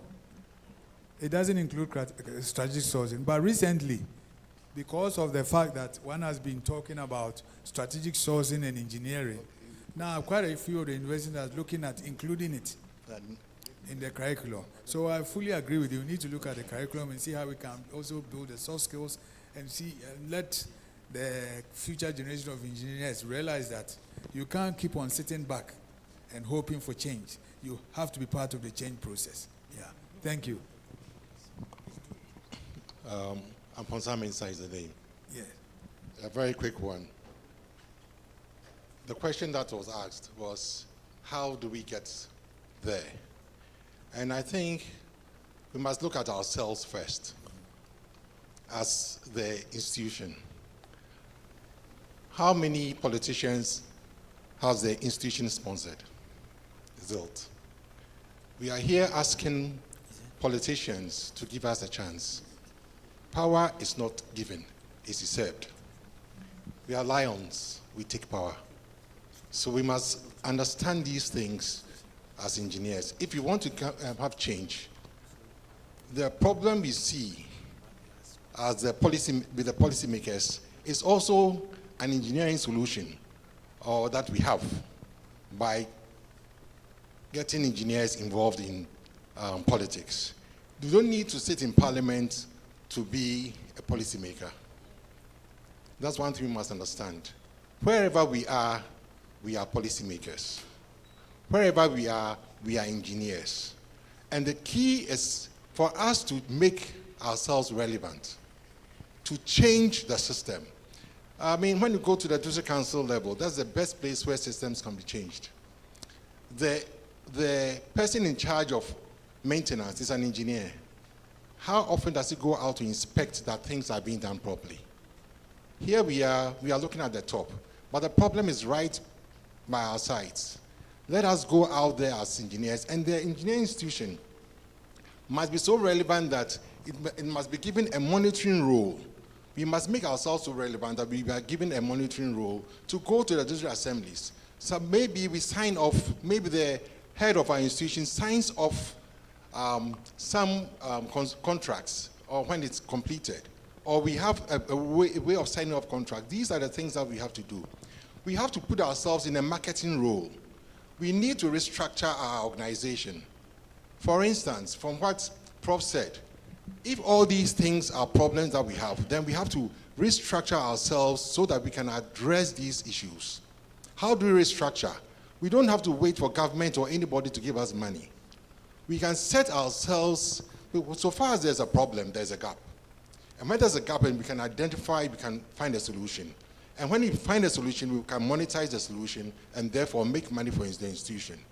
The institution can then, of course, go into partnership with private sector.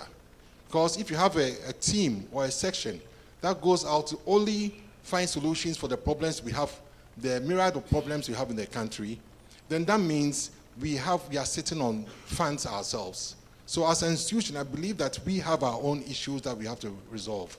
And what Prof has done, basically, he's highlighted and opened up the weaknesses of the institution that we have to take advantage of. Now, the call is on us to go out there, make ourselves relevant, and therefore, if you are relevant, the people will come to you. If you are irrelevant, nobody cares about you. Thank you. We'll take our last question now. Mr. Evans. Thank you very much indeed, Prof. You mentioned that without industrialization, clearly we'll go nowhere. You've been in South Africa, and also I think you've been in East Africa. Could you comment on regional industrialization, that is South Africa, and industrialization in East Africa, and industrialization in the ECOWAS territory, compared with industrialization in Africa without the separation? So one route is we get the regional industrialization and progress from there. Another route may be right. Forget about the regional. Let's go straight into industrialization in Africa. Could you comment, on that? Okay, thank you. Because of the borders we have, we need to start from somewhere. And I think if we start from the SADC, which is Southern Africa, which is being championed by South Africa. South Africa is a powerhouse. East Africa is now being championed by Kenya. Yeah, and then you have Western Africa is our big brother, Nigeria. Now, how can Ghana also carve itself out of this emerging competitive landscape? I believe there are certain sectors. Let's not go and compete. Let's find our own niche. I mentioned one of them, which is the logistics hub. A lot of logistics companies believe you may want to come to Ghana. we could become easily a packaging hub for the likes of pharmaceuticals. We can do it. You know, because of the strategic position of this country, we can be processing another food, we can become a food processing hub, and for car parts, automotive car parts, that is big. We should position ourselves to supply the tens of millions of cars in the ECOWAS sub-region. And then we can extend from there. I've seen what happened with Birmingham, with Sunderland, and chemicals in Singapore. I was part of the study. So I know how these things can gradually evolve. Even for the wigs that our good ladies wear. We can do it in Ghana for the sub-region.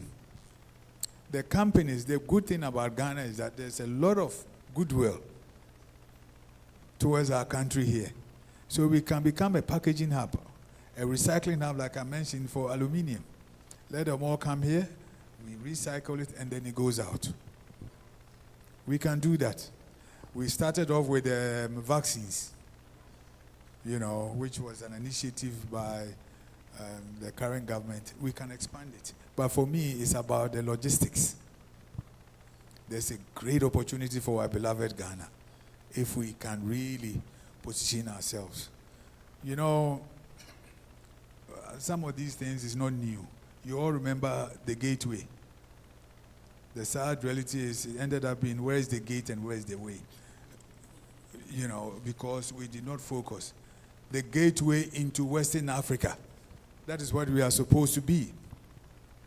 But we could not harness that opportunity. It is not too late. Even for aviation maintenance, aviation fuel, we can do it here for the sub-region. Even for ships, we can do it here. So we have a lot of opportunities that we can harness. That is if we are prepared to take bold decisions and not driven by the 4-year cycle. It is possible. Hospital tourism. You know the region, most of them come here. We are complaining about our facilities. But somebody from Sierra Leone coming here and say, hey, this is heaven. Let's capitalize on those things and build it using the engineering fraternity. Thank you. Thank you very much. Yes, a louder round of applause for Professor Douglas Boateng. And also to yourselves. We appreciate all the questions, and I honestly had hoped that our senior presidential advisor would have stayed and also recorded some of the insights that we've shared here so he could take it up to the right office, right? Yes, thank you. Thank you all so very much. You deserve another round of applause. We will kindly like for you to stay on the stage, please, Professor. We'll kindly like for you to stay on the stage, please, just for a few minutes. And then we'll kindly like to bring up stage the president of the GhIE, Engineer Kwabna Bimpong, to decorate Professor Boateng for us and also to present to him an award and a citation. So we'll kindly like to ask the ladies to bring it forward, please. Thank you.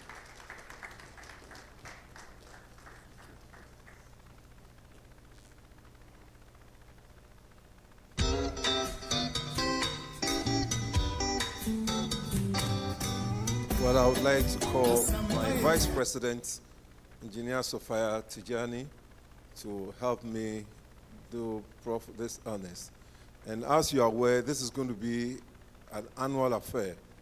So, Prof, you have to keep this gown, and whenever you have the opportunity, you're going to wear it. So, we'll decorate you with this.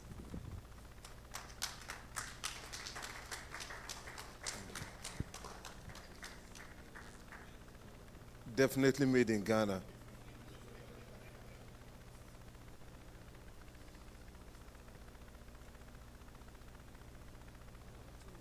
And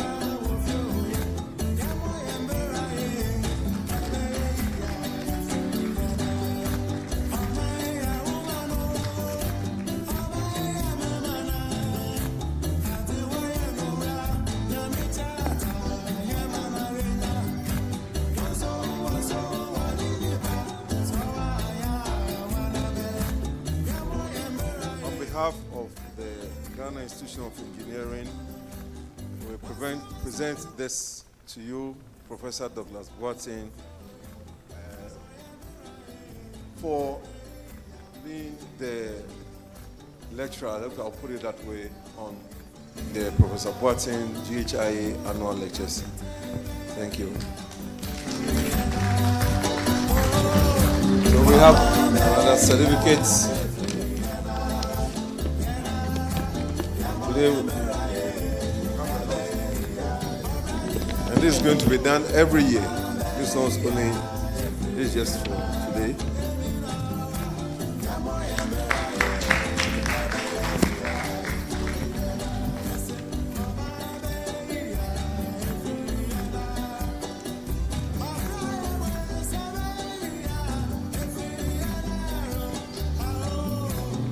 I think it would be very nice if it is accompanied by a round of applause. Thank you.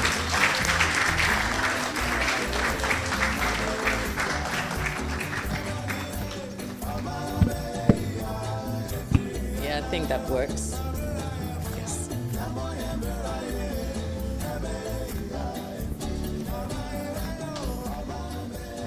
Thank you. Thank you so much. Yet another round of applause for Professor Boateng, and thank you very much, Engineer Bimpong.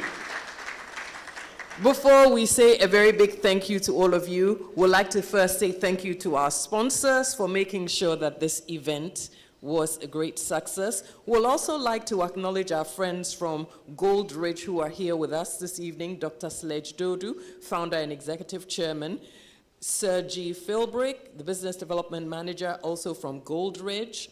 We also have Eunice Gariba, the head of fund, and Richard Hodasi, head of finance, all from Goldridge. Thank you very much for joining us today. And many thanks to Goldridge, Imperial Homes, Gold Key Properties, Mineral Income Investment Fund, Macdan Group, Electrochem Ghana Limited, and the Labadi Beach Hotel. Apparently, I hear that Professor Douglas Boateng has a couple of vouchers to give away from Labadi Beach Hotel. So before we leave here, we will make sure that the right people get it. So keep your fingers and your toes crossed. You probably could be one of those lucky people. And yes, onward and upward we go, but very soon we would have to bid you all adieu. Before that, though, we'd like to welcome Engineer David Kwetia Nyante to give us his closing remarks. Let's welcome him to the stage with a round of applause. Thank you.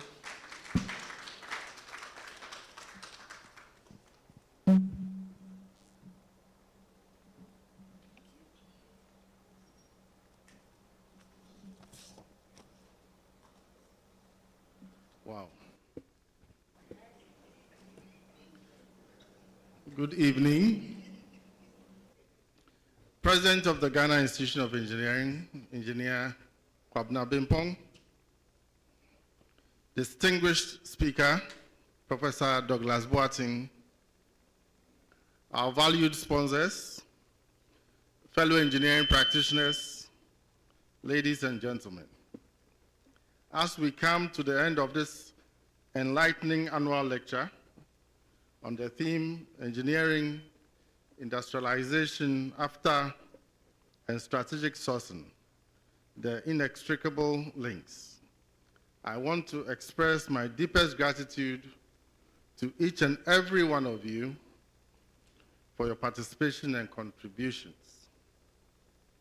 I would like to extend our heartfelt thanks to Professor Douglas Boateng for his insightful presentation and for his continued dedication to advancing our understanding of the critical links between engineering, industrialization, after, and strategic sourcing. His expertise and vision have once again illuminated the path towards a more integrated and prosperous Africa. Throughout today's session, we have delved deeply into the ways in which engineering is the backbone of industrialization. We've explored how strategic sourcing can enhance the competitiveness of our industries and how the AFTA presents a unique opportunity to unify our efforts towards sustainable economic development across the continent. The key takeaways today include engineering as a catalyst for industrialization. Engineers create solutions that drive economic growth and industrialization. You've told us that. Strategic sourcing and supply chain management. Strategic sourcing supports local industries and long-term economic growth. You've told us that. Opportunities within AFTA. The AFTA success depends on engineers and their innovations. Collaboration and partnerships. Working together is key to unlocking Africa's potential and achieving sustainable development. You've also told us to celebrate engineers and engineering. As we move forward, let us keep in mind the vital role each of us plays in this grand vision. Engineers will continue to innovate and solve practical problems. Industries will adapt and grow through strategic sourcing. And policymakers will work to create an enabling environment for these activities. The AFTA will be a framework that binds these efforts together, creating a unified market that benefits all. I encourage all of us to take the insights and strategies discussed today and implement them within our respective spheres of influence. Let us advocate for policies that support industrialization, champion strategic sourcing best practices, and embrace the opportunities presented by the AFTA. Also, let us, as engineers, seek the political kingdom, and we'll be able to make this happen.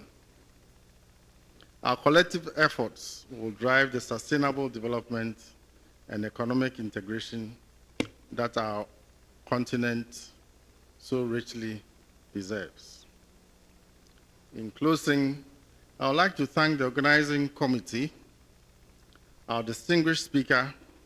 Thank you also for your seed money for the Industrialization Fund, our valued sponsors, and all attendees for making this event a success. Your engagement and contributions have been invaluable. Let us leave here today inspired with a renewed commitment to engineering excellence, industrial growth, and regional integration. Together, we can achieve great things for Africa. Thank you and safe travels home. To our online participants, we wish you a pleasant evening. Thank you for joining us.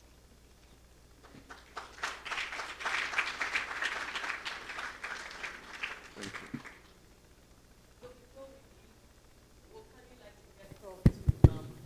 10 cards out of here. They are the lucky people who would get the Labadi Beach Hotel vouchers. So just pray and hope that you've got your card here. We'll just ask you to take it. Yeah, you just picked 10 of them. Did you put your card in when you came in this evening? Oh, I'm hearing no from here. Am I hearing yes from the other side? Any yeses at all?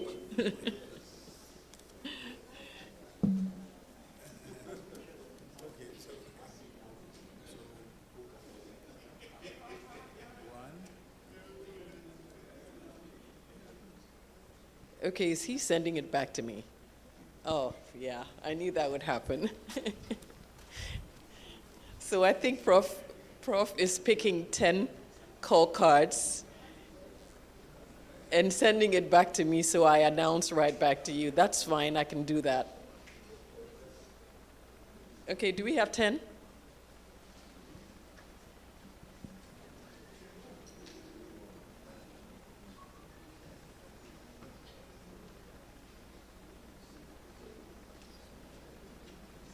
Okay, there's got to be a shuffling going on.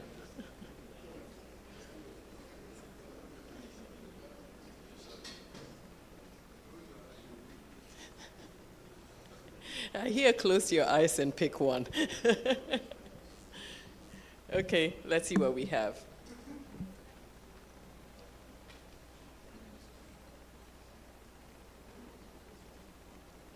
Okay. Now, if you hear your name, then that means that you slept on the right side of your bed today. Kwadwo Che from Precise Company Limited, are you here? Fantastic, you're a good man. Mr. Richard Obeng Okra, are you here? Fantastic. You see the people who slept on the right side of their beds. Mr. Emmanuel Kojo Damwa. Is Mr. Kojo Damwa here? If you're not here, we'll pass it on. Some people are raising their hands already. If Mr. Damwa is not here,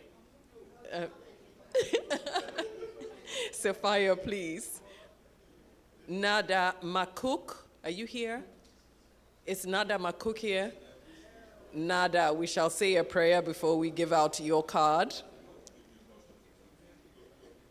Naliban Wujangi, you're here? Fantastic. Ah, the man is going to Labadi Beach Hotel. Go and look for that spot on your bed. You're sleeping right back there.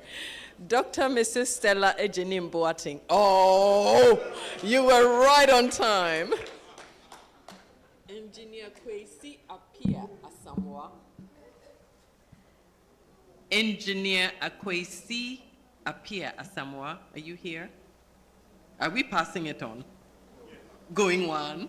I'm just kidding. Teresa Ifua Jesse Entry. Teresa was smiling the whole evening as if she knew something was coming to her. Well, but it's good. It's good for you to anticipate. Yasani Chabaki, are you here? Is Yasani Chabaki here? Are we passing it on? Yes. Engineer Dr. Patrick Amwa. He said our opening prayer for us, so he's a lucky man. Anyways, so you're going to help me make this final decision. I have 4 cards. The people are not here. For those who stayed,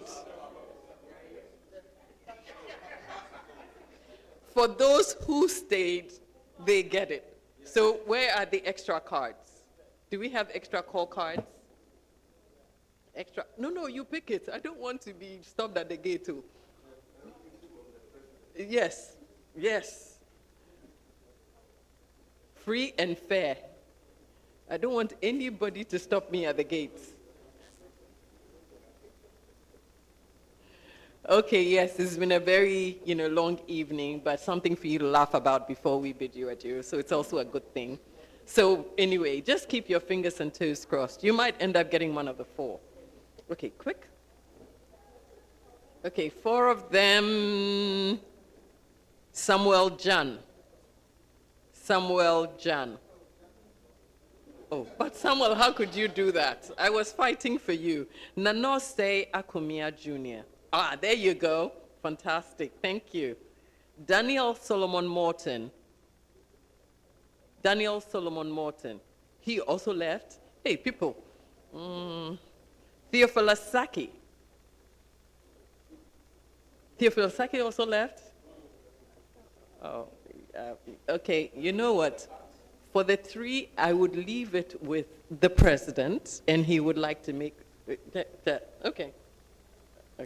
It was the last card? Okay, let's hope that Michael Dankwa is here. Michael, okay.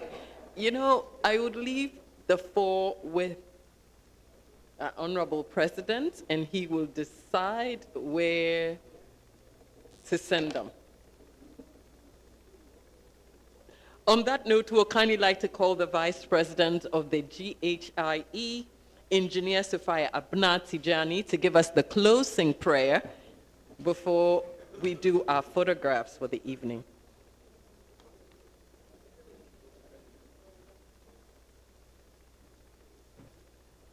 Okay, so can we be upstanding? After such an inspiring lecture, I think it is only fair that we pray our national anthem. So we are going to sing the first stanza of our national anthem. And we do that in a prayerful mode because it is a prayer. So God bless our homeland, Ghana. I don't have a good voice, but I will sing.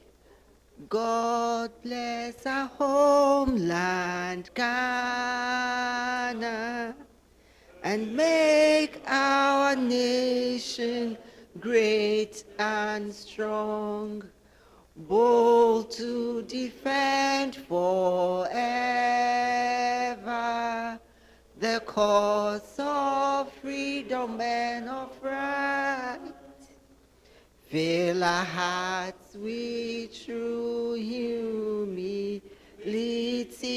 make us cherish fearless honesty, and help us to resist oppressors, rule with all our will and might forevermore. And help us to resist oppressors, rule with all our will and might forevermore. Amen. Thank you. Thank you. But I'd like for you to please stay on stage, please. We would like to have Professor Douglas Boateng, President Engineer Kwabena Bimpong, Engineer David Nyante, and our sponsors who are present to please come up stage and have a group photograph. Please do not despair yet. We will do a group photograph. And we've also been honored to have some books that were authored by Professor Boateng to be given away. So we will each get a book on our way out. It's a book on strategic sourcing. So kindly remain seated whilst we bring Professor Boateng, Engineer Kwabena Bimpong, Engineer David Nyante, Engineer Sophia Tijani, and our sponsors who are present for a group photograph. Thank you.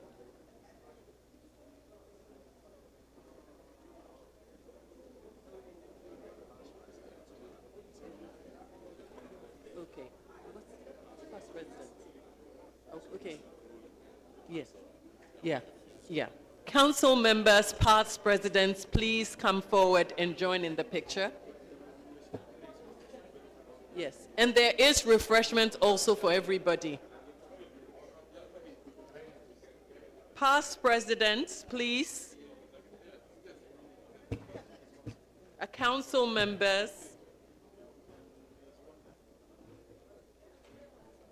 Our sponsors, please. Hang on. Put up very good.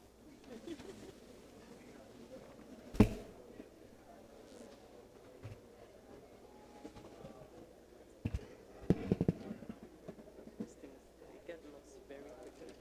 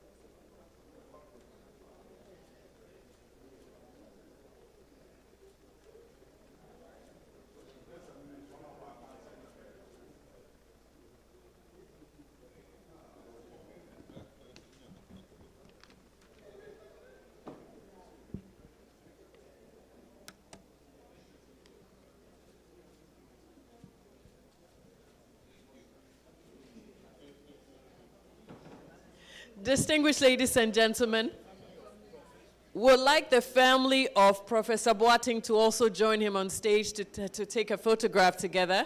Family of Professor Boateng, please. And whilst we do that, a quick reminder that refreshments will be served pretty shortly. We would like to thank each and every one of you who came out here this evening as well. We thank our sponsors. We appreciate each and every one of you, and we thank all the fine people from global media who worked on this assignment.